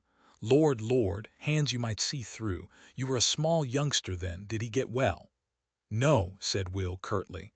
Ah, well, I've often wondered what became of your mother. She ran away from her friends when she was a young lass, a proud-spirited lass and pretty, by Jove. I knew the reason why she ran away, said Raffles, winking slowly as he looked sideways at Will. You know nothing dishonorable of her, sir, said Will, turning on him rather savagely. But Mr. Raffles just now was not sensitive to shades of manner. Not a bit, said he, tossing his head decisively. She was a little too honorable to like her friends, that was it. Here Raffles again winked slowly. Lord bless you, I knew all about 'em. A little in what you may call the respectable thieving line, the high style of receiving house, none of your holes and corners, first-rate, slap-up shop, high profits and no mistake. But Lord, Sarah would have known nothing about it. A dashing young lady she was, fine boarding school, fit for a lord's wife. Only Archie Duncan threw it at her out of spite because she would have nothing to do with him. And so she ran away from the whole concern. I travelled for 'em, sir, in a gentlemanly way, at a high salary. They didn't mind her running away at first. Godly folks, sir, very godly, and she was for the stage. The son was alive then, and the daughter was at a discount. Hallo, here we are at the Blue Bull. What do you say, Mr. Ladislaw? Shall we turn in and have a glass? No, I must say good evening, said Will, dashing up a passage which led into Lowick Gate, and almost running to get out of Raffles's reach. He walked a long while on the Lowick road away from the town, glad of the starlit darkness when it came. He felt as if he had had dirt cast on him amidst shouts of scorn. There was this to confirm the fellow's statement, that his mother never would tell him the reason why she had run away from her family. Well, what was he, Will Ladislaw, the worse, supposing the truth about that family to be the ugliest? His mother had braved hardship in order to separate herself from it. But if Dorothea's friends had known this story, if the Chethams had known it, they would have had a fine color to give their suspicions a welcome ground for thinking him unfit to come near her. However, let them suspect what they pleased, they would find themselves in the wrong. They would find out that the blood in his veins was as free from the taint of meanness as theirs. Chapter 61. Inconsistencies, answered Imlac, cannot both be right, but imputed to man they may both be true. Rasselas. The same night, when Mr. Bulstrode returned from a journey to Brassing on business, his good wife met him in the entrance hall and drew him into his private sitting-room. Nicholas, she said, fixing her honest eyes upon him anxiously, there has been such a disagreeable man here asking for you. It has made me quite uncomfortable. What kind of man, my dear? Said Mr. Bulstrode, dreadfully certain of the answer. A red-faced man with large whiskers and most impudent in his manner. He declared he was an old friend of yours, and said you would be sorry not to see him. He wanted to wait for you here, but I told him he could see you at the bank tomorrow morning. Most impudent he was. Stared at me, and said his friend Nick had luck in wives. I don't believe he would have gone away if Blutcher had not happened to break his chain and come running round on the gravel, for I was in the garden. So I said, you'd better go away, the dog is very fierce and I can't hold him. Do you really know anything of such a man? I believe I know who he is, my dear, said Mr. Bulstrode in his usual subdued voice, an unfortunate dissolute wretch whom I helped too much in days gone by. However, I presume you will not be troubled by him again. He will probably come to the bank to beg, doubtless. No more was said on the subject until the next day, when Mr. Bulstrode had returned from the town and was dressing for dinner. His wife, not sure that he was come home, looked into his dressing-room and saw him with his coat and cravat off, leaning one arm on a chest of drawers and staring absently at the ground. He started nervously and looked up as she entered. You look very ill, Nicholas. Is there anything the matter? I have a good deal of pain in my head, said Mr. Bulstrode, who was so frequently ailing that his wife was always ready to believe in this cause of depression. "Sit down and let me sponge it with vinegar." Physically, Mr. Bulstrode did not want the vinegar, but morally the affectionate attention soothed him. Though always polite, it was his habit to receive such services with marital coolness, as his wife's duty. But today, while she was bending over him, he said, "You are very good, Harriet," in a tone which had something new in it to her ear. She did not know exactly what the novelty was, but her woman's solicitude shaped itself into a darting thought that he might be going to have an illness. "Has anything worried you?" she said. "Did that man come to you at the bank?" "Yes, it was as I had supposed. He is a man who at one time might have done better, but he has sunk into a drunken, debauched creature." "Is he quite gone away?" said Mrs. Bulstrode anxiously. But for certain reasons she refrained from adding, "It was very disagreeable to hear him calling himself a friend of yours." At that moment, she would not have liked to say anything which implied her habitual consciousness that her husband's earlier connections were not quite on a level with her own. Not that she knew much about them. That her husband had at first been employed in a bank, that he had afterwards entered into what he called city business, and gained a fortune before he was 33, that he had married a widow who was much older than himself, a dissenter, and in other ways probably of that disadvantageous quality, usually perceptible in a first wife, if inquired into, with the dispassionate judgment of a second, was almost as much as she had cared to learn beyond the glimpses which Mr. Bulstrode's narrative occasionally gave of his early bent towards religion, his inclination to be a preacher, and his association with missionary and philanthropic efforts. She believed in him as an excellent man whose piety carried a peculiar eminence in belonging to a layman, whose influence had turned her own mind towards seriousness, and whose share of perishable good had been the means of raising her own position. But she also liked to think that it was well in every sense for Mr. Bulstrode to have won the hand of Harriet Vincy, whose family was undeniable in a Middlemarch light, a better light surely than any thrown in London thoroughfares or dissenting chapel yards. The unreformed provincial mind distrusted London, and while true religion was everywhere saving, honest Mrs. Bulstrode was convinced that to be saved in the church was more respectable. She so much wished to ignore towards others that her husband had ever been a London dissenter, that she liked to keep it out of sight even in talking to him. He was quite aware of this. Indeed, in some respects, he was rather afraid of this ingenuous wife, whose imitative piety and native worldliness were equally sincere, who had nothing to be ashamed of, and whom he had married out of a thorough inclination still subsisting.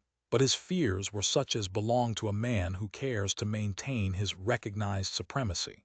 The loss of high consideration from his wife, as from everyone else who did not clearly hate him out of enmity to the truth, would be as the beginning of death to him. When she said, "Is he quite gone away?" "Oh, I trust so," he answered, with an effort to throw as much sober unconcern into his tone as possible. But in truth Mr. Bulstrode was very far from a state of quiet trust. In the interview at the bank, Raffles had made it evident that his eagerness to torment was almost as strong in him as any other greed. He had frankly said that he had turned out of the way to come to Middlemarch, just to look about him, and see whether the neighborhood would suit him to live in. He had certainly had a few debts to pay more than he expected, but the £200 were not gone yet. A cool 25 would suffice him to go away with for the present. What he had wanted chiefly was to see his friend Nick and family, and know all about the prosperity of a man to whom he was so much attached. By and by he might come back for a longer stay. This time Raffles declined to be seen off the premises, as he expressed it, declined to quit Middlemarch under Bulstrode's eyes. He meant to go by coach the next day if he chose. Bulstrode felt himself helpless. Neither threats nor coaxing could avail. He could not count on any persistent fear nor on any promise. On the contrary, he felt a cold certainty at his heart that Raffles, unless Providence sent death to hinder him, would come back to Middlemarch before long, and that certainty was a terror. It was not that he was in danger of legal punishment or of beggary. He was in danger only of seeing disclosed to the judgment of his neighbors and the mournful perception of his wife certain facts of his past life, which would render him an object of scorn and an opprobrium of the religion with which he had diligently associated himself. The terror of being judged sharpens the memory. It sends an inevitable glare over that long unvisited past which has been habitually recalled only in general phrases. Even without memory, the life is bound into one by a zone of dependence in growth and decay.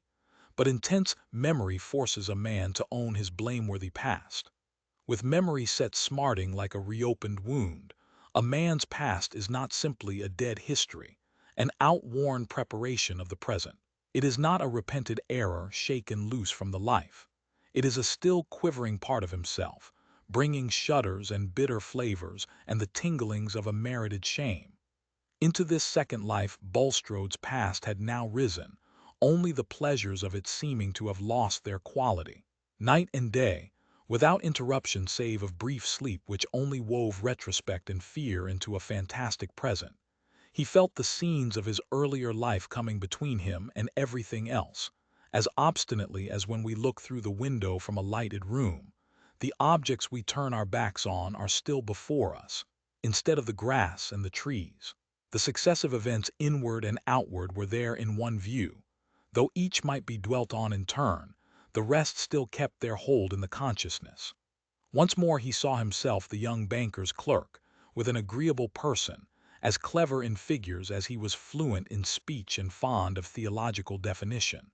An eminent though young member of a Calvinistic dissenting church at Highbury, having had striking experience in conviction of sin and sense of pardon. Again he heard himself called for as Brother Bulstrode in prayer meetings, speaking on religious platforms, preaching in private houses. Again he felt himself thinking of the ministry as possibly his vocation, and inclined towards missionary labor. That was the happiest time of his life.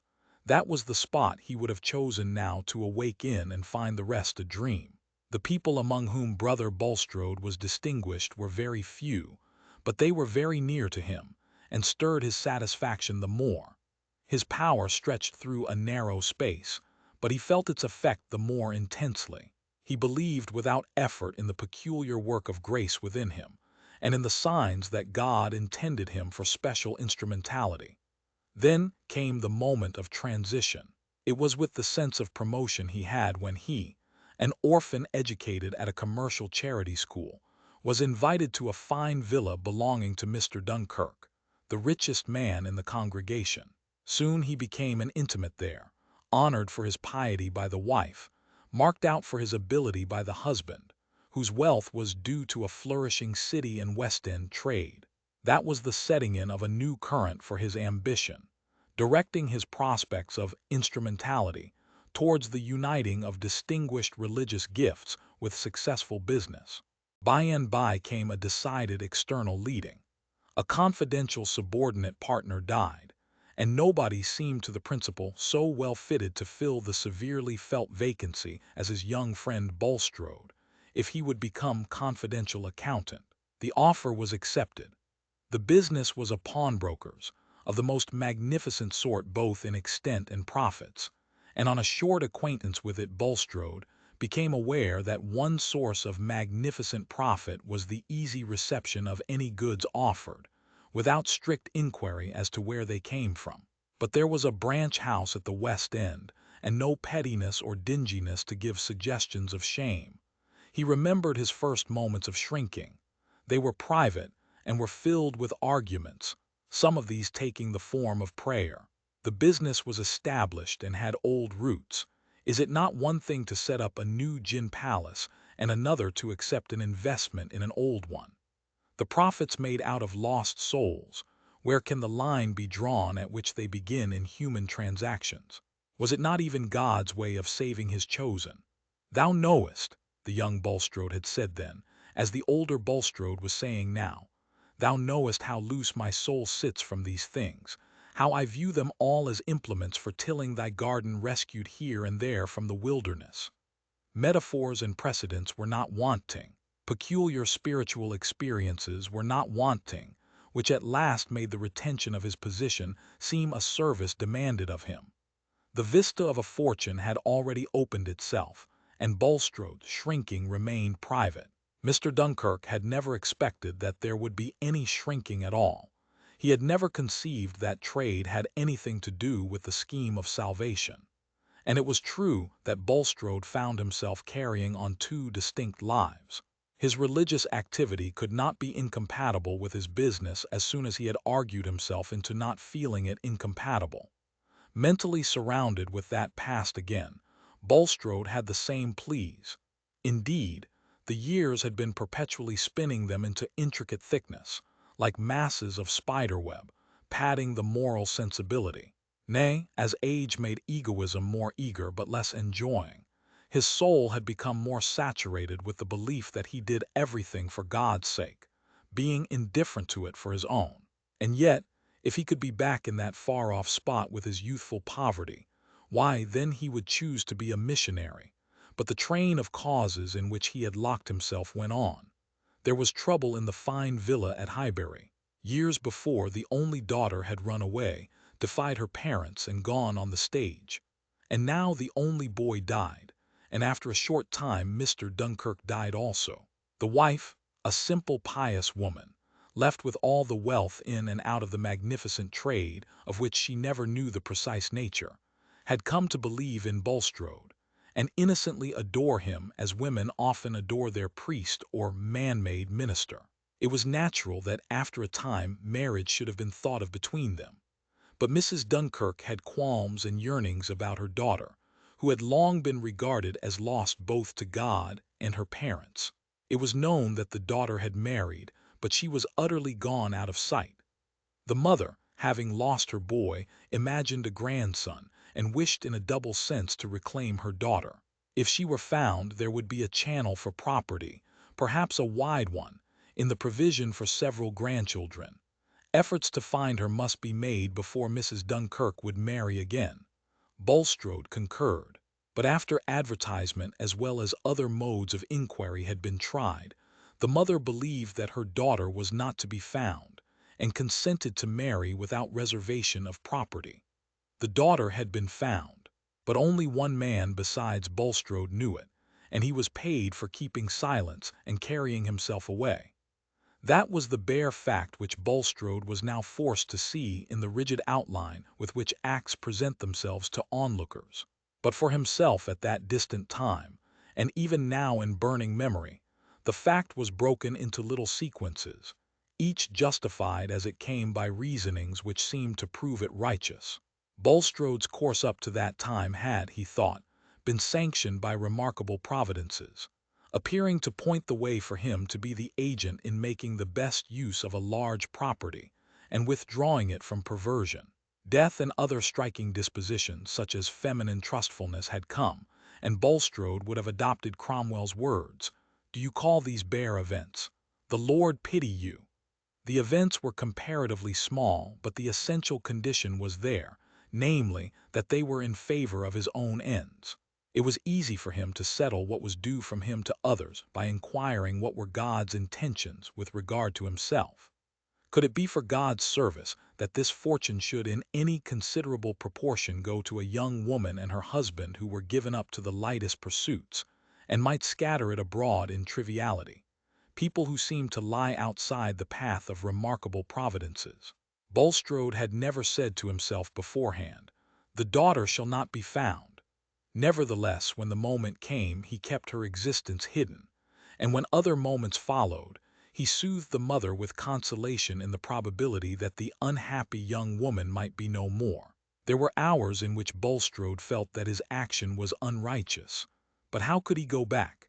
He had mental exercises, called himself naught, laid hold on redemption, and went on in his course of instrumentality, and after 5 years' death again came to widen his path, by taking away his wife. He did gradually withdraw his capital, but he did not make the sacrifices requisite to put an end to the business, which was carried on for 13 years afterwards before it finally collapsed. Meanwhile Nicholas Bulstrode had used his 100,000 discreetly, and was become provincially, solidly important. A banker, a churchman, a public benefactor, also a sleeping partner in trading concerns, in which his ability was directed to economy and the raw material, as in the case of the dyes which rotted Mr. Vincy's silk.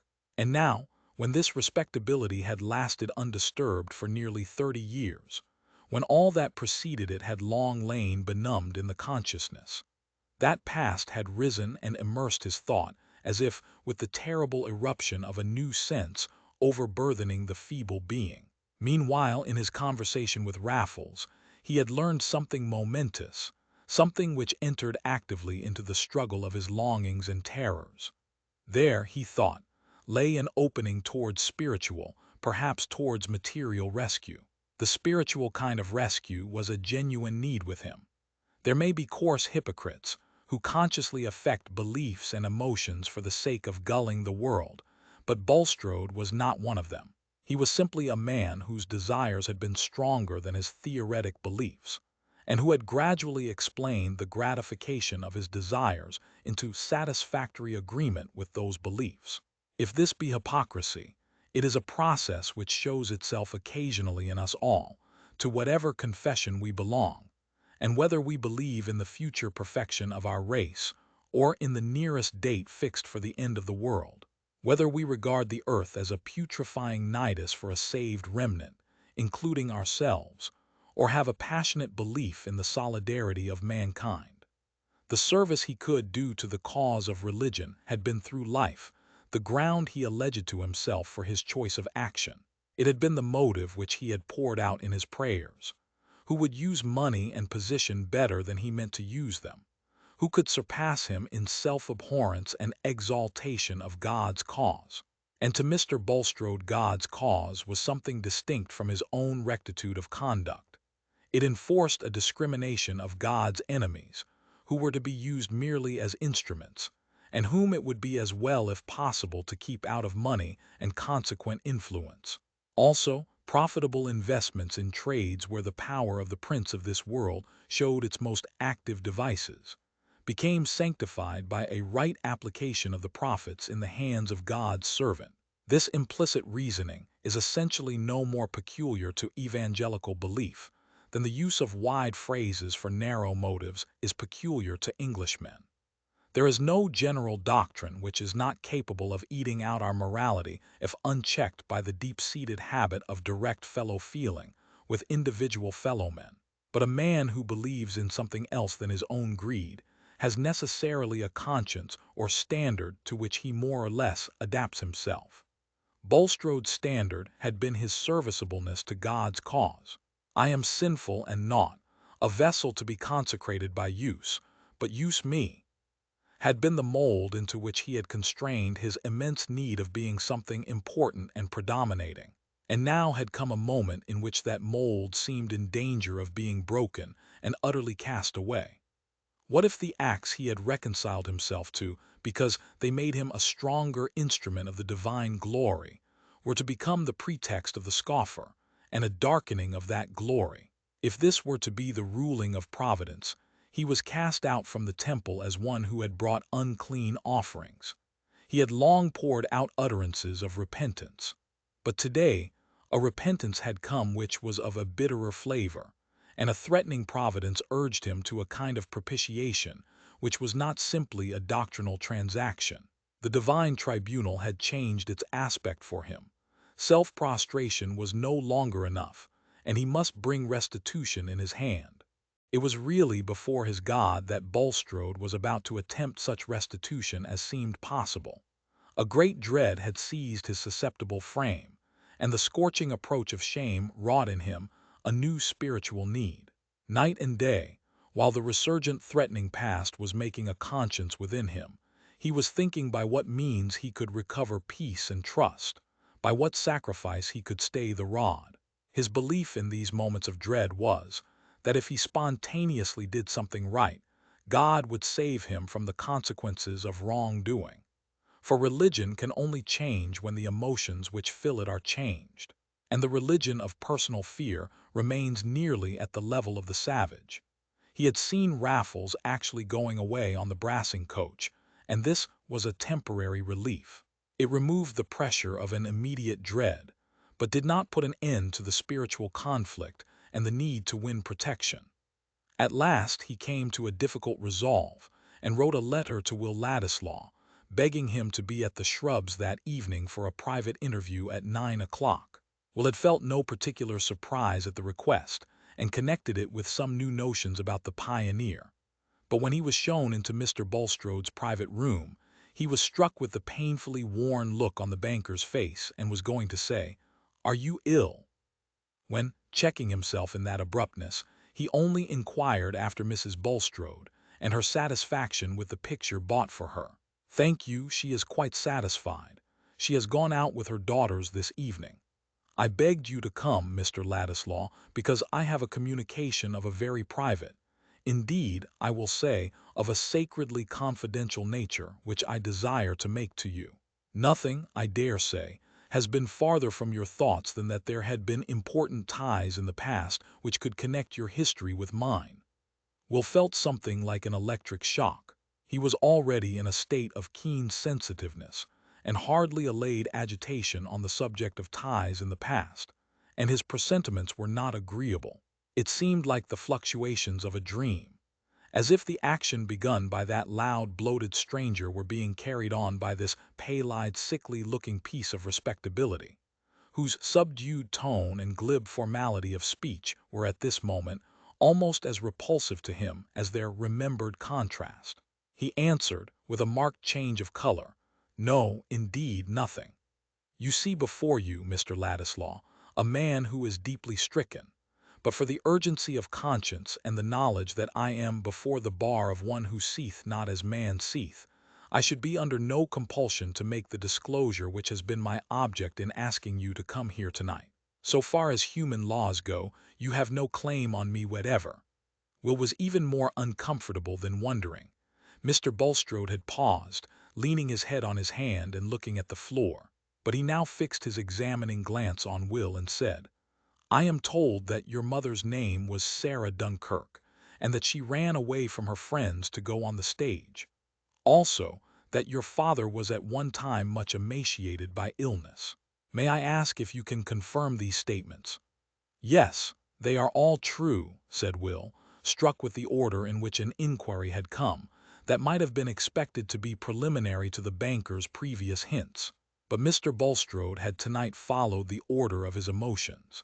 He entertained no doubt that the opportunity for restitution had come, and he had an overpowering impulse towards the penitential expression by which he was deprecating chastisement. "Do you know any particulars of your mother's family?" he continued. "No, she never liked to speak of them. She was a very generous, honorable woman," said Will, almost angrily. "I do not wish to allege anything against her. Did she never mention her mother to you at all?" "I have heard her say that she thought her mother did not know the reason of her running away. She said 'poor mother' in a pitying tone." "That mother became my wife," said Bulstrode, and then paused a moment before he added, "You have a claim on me, Mr. Ladislaw. As I said before, not a legal claim, but one which my conscience recognizes. I was enriched by that marriage, a result which would probably not have taken place, certainly not to the same extent, if your grandmother could have discovered her daughter. That daughter, I gather, is no longer living."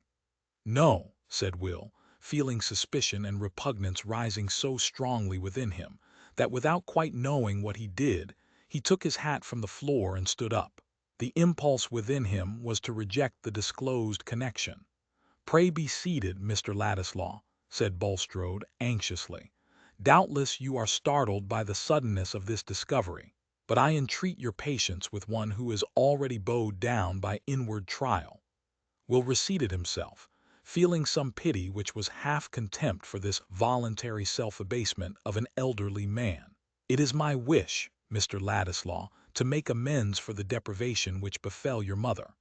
I know that you are without fortune, and I wish to supply you adequately from a store which would have probably already been yours had your grandmother been certain of your mother's existence and been able to find her." Mr. Bulstrode paused. He felt that he was performing a striking piece of scrupulosity in the judgment of his auditor, and a penitential act in the eyes of God. He had no clue to the state of Will Ladislaw's mind, smarting as it was from the clear hints of Raffles, and with its natural quickness in construction, stimulated by the expectation of discoveries which he would have been glad to conjure back into darkness. Will made no answer for several moments, till Mr. Bulstrode, who at the end of his speech had cast his eyes on the floor, now raised them with an examining glance, which Will met fully, saying, "I suppose you did know of my mother's existence, and knew where she might have been found." Bulstrode shrank. There was a visible quivering in his face and hands. He was totally unprepared to have his advances met in this way, or to find himself urged into more revelation than he had beforehand set down as needful. But at that moment he dared not tell a lie, and he felt suddenly uncertain of his ground which he had trodden with some confidence before. "I will not deny that you conjecture rightly," he answered, with a faltering in his tone, "and I wish to make atonement to you as the one still remaining who has suffered a loss through me. You enter, I trust, into my purpose, Mr. Ladislaw, which has a reference to higher than merely human claims, and, as I have already said, is entirely independent of any legal compulsion. I am ready to narrow my own resources and the prospects of my family by binding myself to allow you £500 yearly during my life, and to leave you a proportional capital at my death, nay, to do still more, if more should be definitely necessary to any laudable project on your part." Mr. Bulstrode had gone on to particulars in the expectation that these would work strongly on Ladislaw and merge other feelings in grateful acceptance. But Will was looking as stubborn as possible, with his lip pouting and his fingers in his side pockets. He was not in the least touched, and said firmly, "Before I make any reply to your proposition, Mr. Bulstrode, I must beg you to answer a question or two. Were you connected with the business by which that fortune you speak of was originally made?" Mr. Bulstrode's thought was, "Raffles has told him." How could he refuse to answer when he had volunteered what drew forth the question? He answered yes. And was that business, or was it not, a thoroughly dishonorable one, nay, one that, if its nature had been made public, might have ranked those concerned in it with thieves and convicts? Will's tone had a cutting bitterness. He was moved to put his question as nakedly as he could. Bulstrode reddened with irrepressible anger. He had been prepared for a scene of self-abasement, but his intense pride and his habit of supremacy overpowered penitence, and even dread, when this young man, whom he had meant to benefit, turned on him with the air of a judge. "The business was established before I became connected with it, sir, nor is it for you to institute an inquiry of that kind," he answered, not raising his voice, but speaking with quick defiantness. "Yes, it is," said Will, starting up again with his hat in his hand.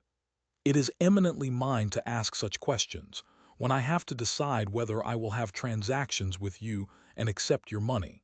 My unblemished honor is important to me. It is important to me to have no stain on my birth and connections. And now I find there is a stain which I can't help. My mother felt it, and tried to keep as clear of it as she could, and so will I. You shall keep your ill-gotten money. If I had any fortune of my own, I would willingly pay it to anyone who could disprove what you have told me. What I have to thank you for is that you kept the money till now when I can refuse it. It ought to lie with a man's self that he is a gentleman. Good night, sir." Bulstrode was going to speak, but Will, with determined quickness, was out of the room in an instant, and in another the hall door had closed behind him. He was too strongly possessed with passionate rebellion against this inherited blot, which had been thrust on his knowledge, to reflect at present whether he had not been too hard on Bulstrode, too arrogantly merciless towards a man of 60, who was making efforts at retrieval when time had rendered them vain. No third person listening could have thoroughly understood the impetuosity of Will's repulse, or the bitterness of his words. No one but himself then knew how everything connected with the sentiment of his own dignity had an immediate bearing for him on his relation to Dorothea, and to Mr. Casaubon's treatment of him. And in the rush of impulses by which he flung back that offer of Bulstrode's, there was mingled the sense that it would have been impossible for him ever to tell Dorothea that he had accepted it. As for Bulstrode, When Will was gone, he suffered a violent reaction and wept like a woman. It was the first time he had encountered an open expression of scorn from any man higher than Raffles, and with that scorn hurrying like venom through his system, there was no sensibility left to consolations. But the relief of weeping had to be checked. His wife and daughter soon came home from hearing the address of an Oriental missionary, and were full of regret that Papa had not heard, in the first instance, the interesting things which they tried to repeat to him. Perhaps, through all other hidden thoughts, the one that breathed most comfort was that Will Ladislaw at least was not likely to publish what had taken place that evening. Chapter 62. He was a squire of low degree that loved the king's daughter of Hungary. Old romance. Will Ladislaw's mind was now wholly bent on seeing Dorothea again, and forthwith quitting Middlemarch. The morning after his agitating scene with Bulstrode, he wrote a brief letter to her, saying that various causes had detained him in the neighborhood longer than he had expected, and asking her permission to call again at Lowick at some hour which she would mention on the earliest possible day, he being anxious to depart, but unwilling to do so until she had granted him an interview. He left the letter at the office, ordering the messenger to carry it to Lowick Manor and wait for an answer. Ladislaw felt the awkwardness of asking for more last words. His former farewell had been made in the hearing of Sir James Chetham, and had been announced as final even to the butler. It is certainly trying to a man's dignity to reappear when he is not expected to do so. A first farewell has pathos in it, but to come back for a second lends an opening to comedy, and it was possible even that there might be bitter sneers afloat about Will's motives for lingering. Still, it was on the whole more satisfactory to his feeling to take the directest means of seeing Dorothea than to use any device which might give an air of chance to a meeting of which he wished her to understand that it was what he earnestly sought. When he had parted from her before, he had been in ignorance of facts which gave a new aspect to the relation between them, and made a more absolute severance than he had then believed in. He knew nothing of Dorothea's private fortune, and being little used to reflect on such matters, took it for granted that according to Mr. Casaubon's arrangement marriage to him, Will Ladislaw, would mean that she consented to be penniless. That was not what he could wish for even in his secret heart, or even if she had been ready to meet such hard contrast for his sake. And then, too, there was the fresh smart of that disclosure about his mother's family, which if known would be an added reason why Dorothea's friends should look down upon him as utterly below her. The secret hope that after some years he might come back with the sense that he had at least a personal value equal to her wealth, seemed now the dreamy continuation of a dream. This change would surely justify him in asking Dorothea to receive him once more. But Dorothea on that morning was not at home to receive Will's note, in consequence of a letter from her uncle announcing his intention to be at home in a week. She had driven first to Freshitt to carry the news, meaning to go on to the Grange to deliver some orders with which her uncle had entrusted her, thinking, as he said, a little mental occupation of this sort good for a widow. If Will Ladislaw could have overheard some of the talk at Freshitt that morning, he would have felt all his suppositions confirmed as to the readiness of certain people to sneer at his lingering in the neighborhood. Sir James, indeed, though much relieved concerning Dorothea, had been on the watch to learn Ladislaw's movements, and had an instructed informant in Mr. Standish, who was necessarily in his confidence on this matter.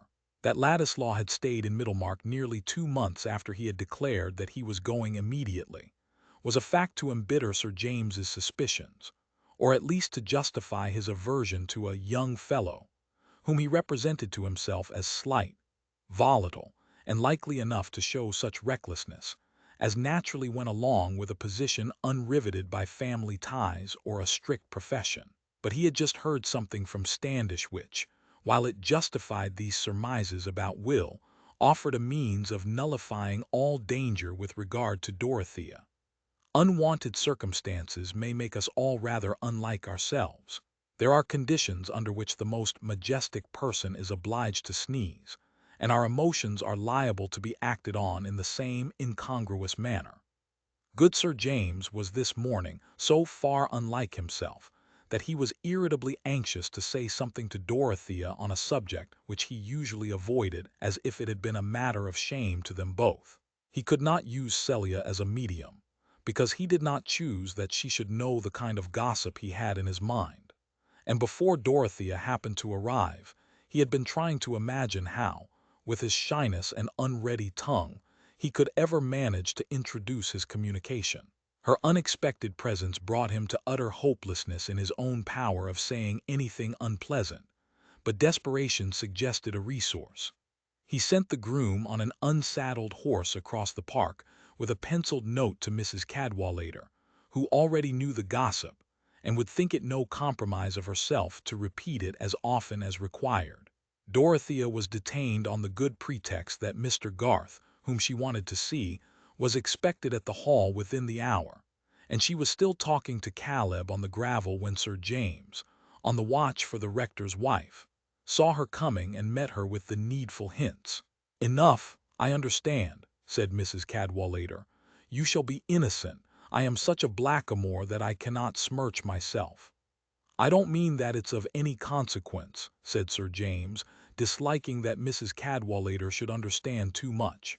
"Only it is desirable that Dorothea should know there are reasons why she should not receive him again, and I really can't say so to her. It will come lightly from you." It came very lightly indeed. When Dorothea quitted Caleb and turned to meet them, it appeared that Mrs. Cadwallader had stepped across the park by the merest chance in the world, just to chat with Celia in a matronly way about the baby. And so Mr. Brooke was coming back. Delightful. Coming back, it was to be hoped, quite cured of parliamentary fever and pioneering. Apropos of the pioneer, somebody had prophesied that it would soon be like a dying dolphin and turn all colors for want of knowing how to help itself, because Mr. Brooke's protege, the brilliant young Ladislaw, was gone or going. Had Sir James heard that? The three were walking along the gravel slowly, and Sir James, turning aside to whip a shrub, said he had heard something of that sort. "All false," said Mrs. Cadwallader. "He is not gone or going, apparently. The Pioneer keeps its color, and Mr. Orlando Ladislaw is making a sad dark blue scandal by warbling continually with your Mr. Lydgate's wife, who they tell me is as pretty can be. It seems nobody ever goes into the house without finding this young gentleman lying on the rug or warbling at the piano, but the people in manufacturing towns are always disreputable." "You began by saying that one report was false, Mrs. Cadwallader, and I believe this is false too," said Dorothea, with indignant energy. "At least, I feel sure it is a misrepresentation. I will not hear any evil spoken of Mr. Ladislaw. He has already suffered too much injustice." Dorothea, when thoroughly moved, cared little what anyone thought of her feelings, and even if she had been able to reflect, she would have held it petty to keep silence at injurious words about Will from fear of being herself misunderstood. Her face was flushed, and her lip trembled. Sir James, glancing at her, repented of his stratagem, but Mrs. Cadwallader, equal to all occasions, spread the palms of her hands outward and said, "Heaven grant it, my dear. I mean that all bad tales about anybody may be false. But it is a pity that young Lydgate should have married one of these Middlemarch girls. Considering he's a son of somebody, he might have got a woman with good blood in her veins, and not too young, who would have put up with his profession. There's Clara Harfager, for instance, whose friends don't know what to do with her, and she has a portion. Then we might have had her among us. However, it's no use being wise for other people. Where is Celia? Pray let us go in." "I am going on immediately to Tipton," said Dorothea rather haughtily. "Good-bye." Sir James could say nothing as he accompanied her to the carriage. He was altogether discontented with the result of a contrivance which had cost him some secret humiliation beforehand. Dorothea drove along between the buried hedgerows and the shorn cornfields, not seeing or hearing anything around. The tears came and rolled down her cheeks, but she did not know it. The world, it seemed, was turning ugly and hateful, and there was no place for her trustfulness. "It is not true, it is not true," was the voice within her that she listened to. but all the while a remembrance to which there had always clung a vague uneasiness would thrust itself on her attention. The remembrance of that day when she had found Will Ladislaw with Mrs. Lydgate, and had heard his voice accompanied by the piano. He said he would never do anything that I disapproved. I wish I could have told him that I disapproved of that, said poor Dorothea, inwardly, feeling a strange alternation between anger with Will and the passionate defense of him. They all try to blacken him before me, but I will care for no pain if he is not to blame. I always believed he was good. These were her last thoughts before she felt that the carriage was passing under the archway of the lodge gate at the Grange, when she hurriedly pressed her handkerchief to her face and began to think of her errands. The coachman begged leave to take out the horses for half an hour as there was something wrong with a shoe, and Dorothea, having the sense that she was going to rest, took off her gloves and bonnet, while she was leaning against a statue in the entrance hall and talking to the housekeeper. At last she said, "I must stay here a little, Mrs. Kell. I will go into the library and write you some memoranda from my uncle's letter if you will open the shutters for me." "The shutters are open, madam," said Mrs. Kell, following Dorothea, who had walked along as she spoke. "Mr. Ladislaw is there, looking for something." Will had come to fetch a portfolio of his own sketches which he had missed in the act of packing his movables, and did not choose to leave behind. Dorothea's heart seemed to turn over as if it had had a blow, but she was not perceptibly checked.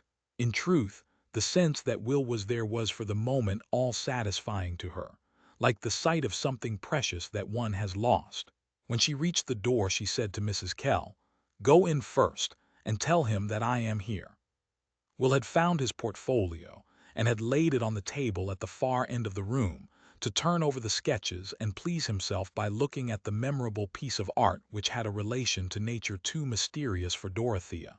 He was smiling at it still, and shaking the sketches into order with the thought that he might find a letter from her awaiting him at Middlemarch, when Mrs. Kell, close to his elbow, said, "Mrs. Casaubon is coming in, sir." Will turned round quickly, and the next moment Dorothea was entering. As Mrs. Kell closed the door behind her they met.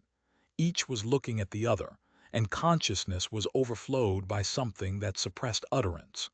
It was not confusion that kept them silent, for they both felt that parting was near, and there is no shamefacedness in a sad parting. She moved automatically towards her uncle's chair against the writing table, and Will, after drawing it out a little for her, went a few paces off and stood opposite to her. "Pray sit down," said Dorothea, crossing her hands on her lap. "I am very glad you were here."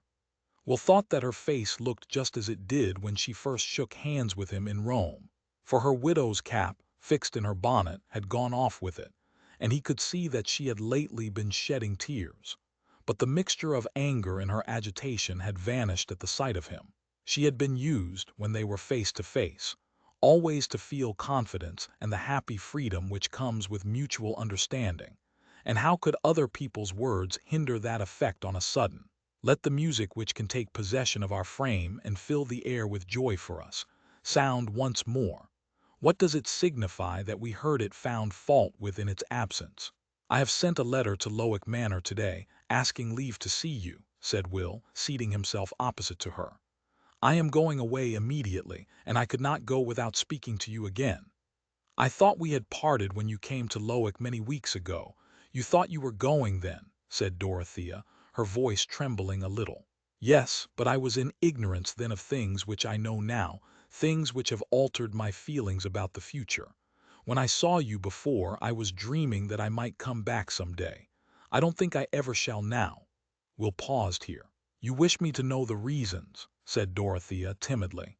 "Yes," said Will impetuously, shaking his head backward and looking away from her with irritation in his face. "Of course I must wish it. I have been grossly insulted in your eyes and in the eyes of others. There has been a mean implication against my character. I wish you to know that under no circumstances would I have lowered myself under no circumstances would I have given men the chance of saying that I sought money under the pretext of seeking something else. There was no need of other safeguard against me. The safeguard of wealth was enough." Will rose from his chair with the last word and went, he hardly knew where, but it was to the projecting window nearest him, which had been open as now about the same season a year ago, when he and Dorothea had stood within it and talked together. Her whole heart was going out at this moment in sympathy with Will's indignation. She only wanted to convince him that she had never done him injustice, and he seemed to have turned away from her as if she too had been part of the unfriendly world. "It would be very unkind of you to suppose that I ever attributed any meanness to you," she began. Then, in her ardent way, wanting to plead with him, she moved from her chair and went in front of him to her old place in the window, saying, "Do you suppose that I ever disbelieved in you?" When Will saw her there, he gave a start and moved backward out of the window without meeting her glance. Dorothea was hurt by this movement, following up the previous anger of his tone. She was ready to say that it was as hard on her as on him, and that she was helpless.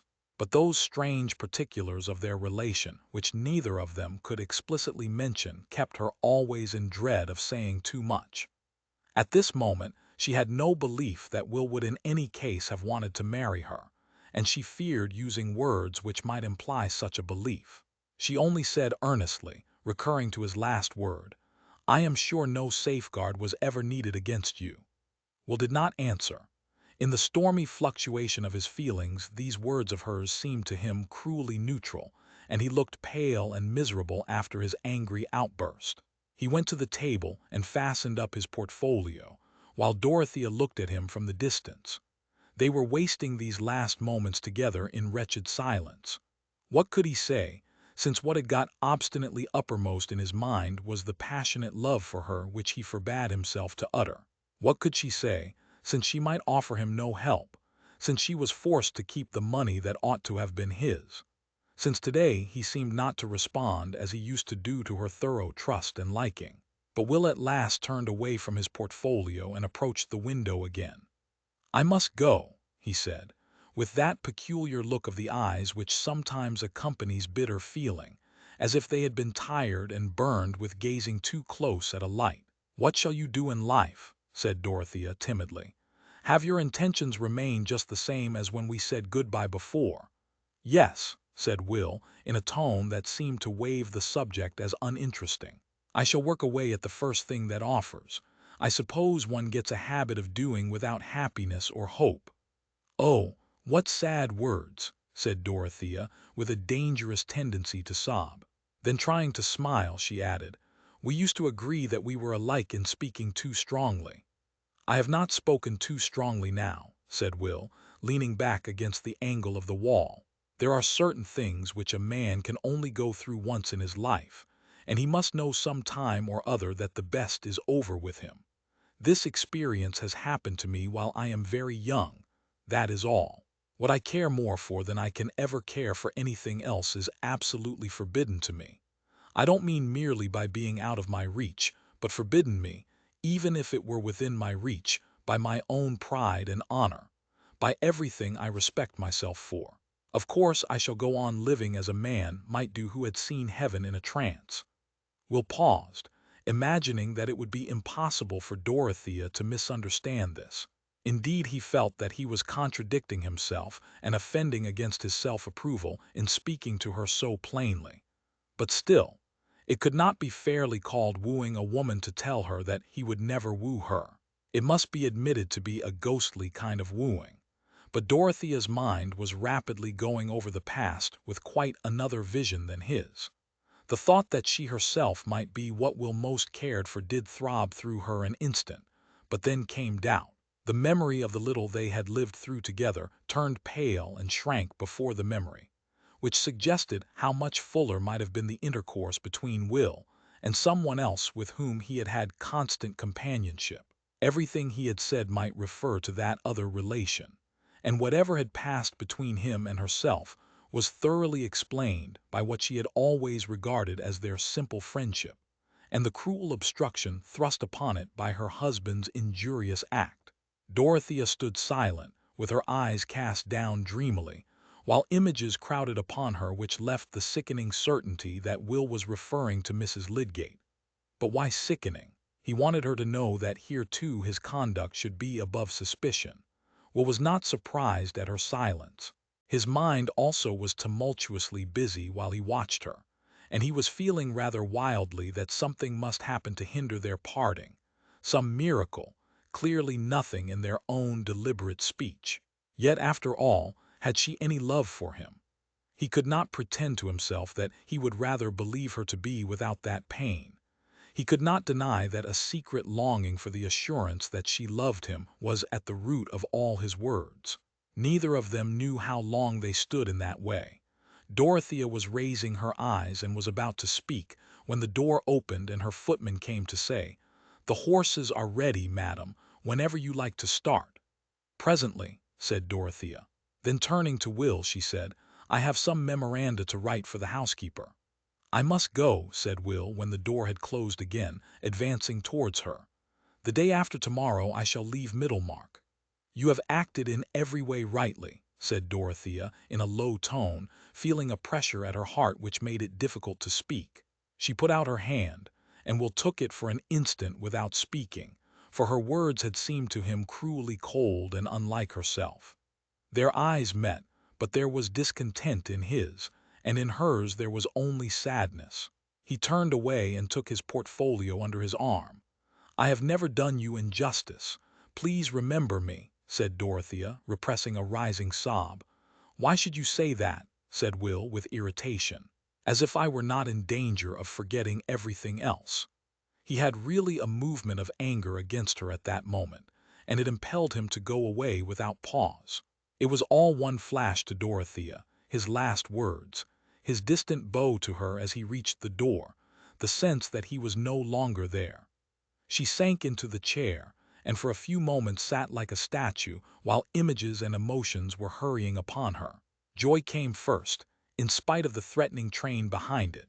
Joy in the impression that it was really herself whom Will loved and was renouncing, that there was really no other love less permissible, more blameworthy, which honor was hurrying him away from.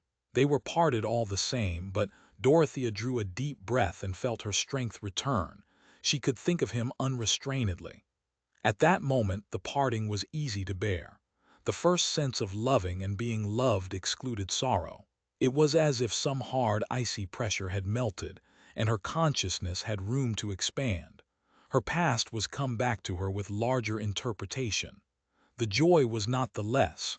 Perhaps it was the more complete just then, because of the irrevocable parting. For there was no reproach, no contemptuous wonder to imagine in any eye or from any lips. He had acted so as to defy reproach and make wonder respectful. Anyone watching her might have seen that there was a fortifying thought within her. Just as when inventive power is working with glad ease, some small claim on the attention is fully met, as if it were only a cranny open to the sunlight. It was easy now for Dorothea to write her memoranda. She spoke her last words to the housekeeper in cheerful tones, and when she seated herself in the carriage her eyes were bright, and her cheeks blooming under the dismal bonnet. She threw back the heavy weepers, and looked before her, wondering which road Will had taken. It was in her nature to be proud that he was blameless, and through all her feelings there ran this vein: I was right to defend him. The coachman was used to drive his greys at a good pace, Mr. Casaubon being unenjoying and impatient in everything away from his desk, and wanting to get to the end of all journeys. And Dorothea was now bowled along quickly. Driving was pleasant, for rain in the night had laid the dust, and the blue sky looked far off, away from the region of the great clouds that sailed in masses.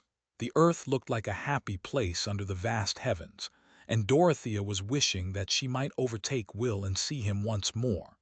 After a turn of the road, there he was with the portfolio under his arm, but the next moment she was passing him while he raised his hat, and she felt a pang at being seated there in a sort of exaltation, leaving him behind. She could not look back at him. It was as if a crowd of indifferent objects had thrust them asunder, and forced them along different paths, taking them farther and farther away from each other, and making it useless to look back.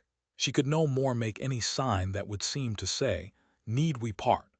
than she could stop the carriage to wait for him. Nay, what a world of reasons crowded upon her against any movement of her thought towards a future that might reverse the decision of this day. I only wish I had known before. I wish he knew. Then we could be quite happy in thinking of each other, though we are forever parted. And if I could but have given him the money and made things easier for him, were the longings that came back the most persistently. And yet, so heavily did the world weigh on her in spite of her independent energy, that with this idea of Will as in need of such help, and at a disadvantage with the world, there came always the vision of that unfittingness of any closer relation between them which lay in the opinion of everyone connected with her. She felt to the full all the imperativeness of the motives which urged Will's conduct. How could he dream of her defying the barrier that her husband had placed between them? How could she ever say to herself that she would defy it? Will's certainty, as the carriage grew smaller in the distance, had much more bitterness in it. Very slight matters were enough to gall him in his sensitive mood, and the sight of Dorothea driving past him while he felt himself plodding along as a poor devil, seeking a position in a world which in his present temper offered him little that he coveted, made his conduct seem a mere matter of necessity, and took away the sustainment of resolve. After all, he had no assurance that she loved him. Could any man pretend that he was simply glad in such a case to have the suffering all on his own side? That evening Will spent with the Lydgates. The next evening he was gone. Thank you for listening. If you enjoyed this story, don't forget to follow the reading lantern and let its light guide you to your next great tale.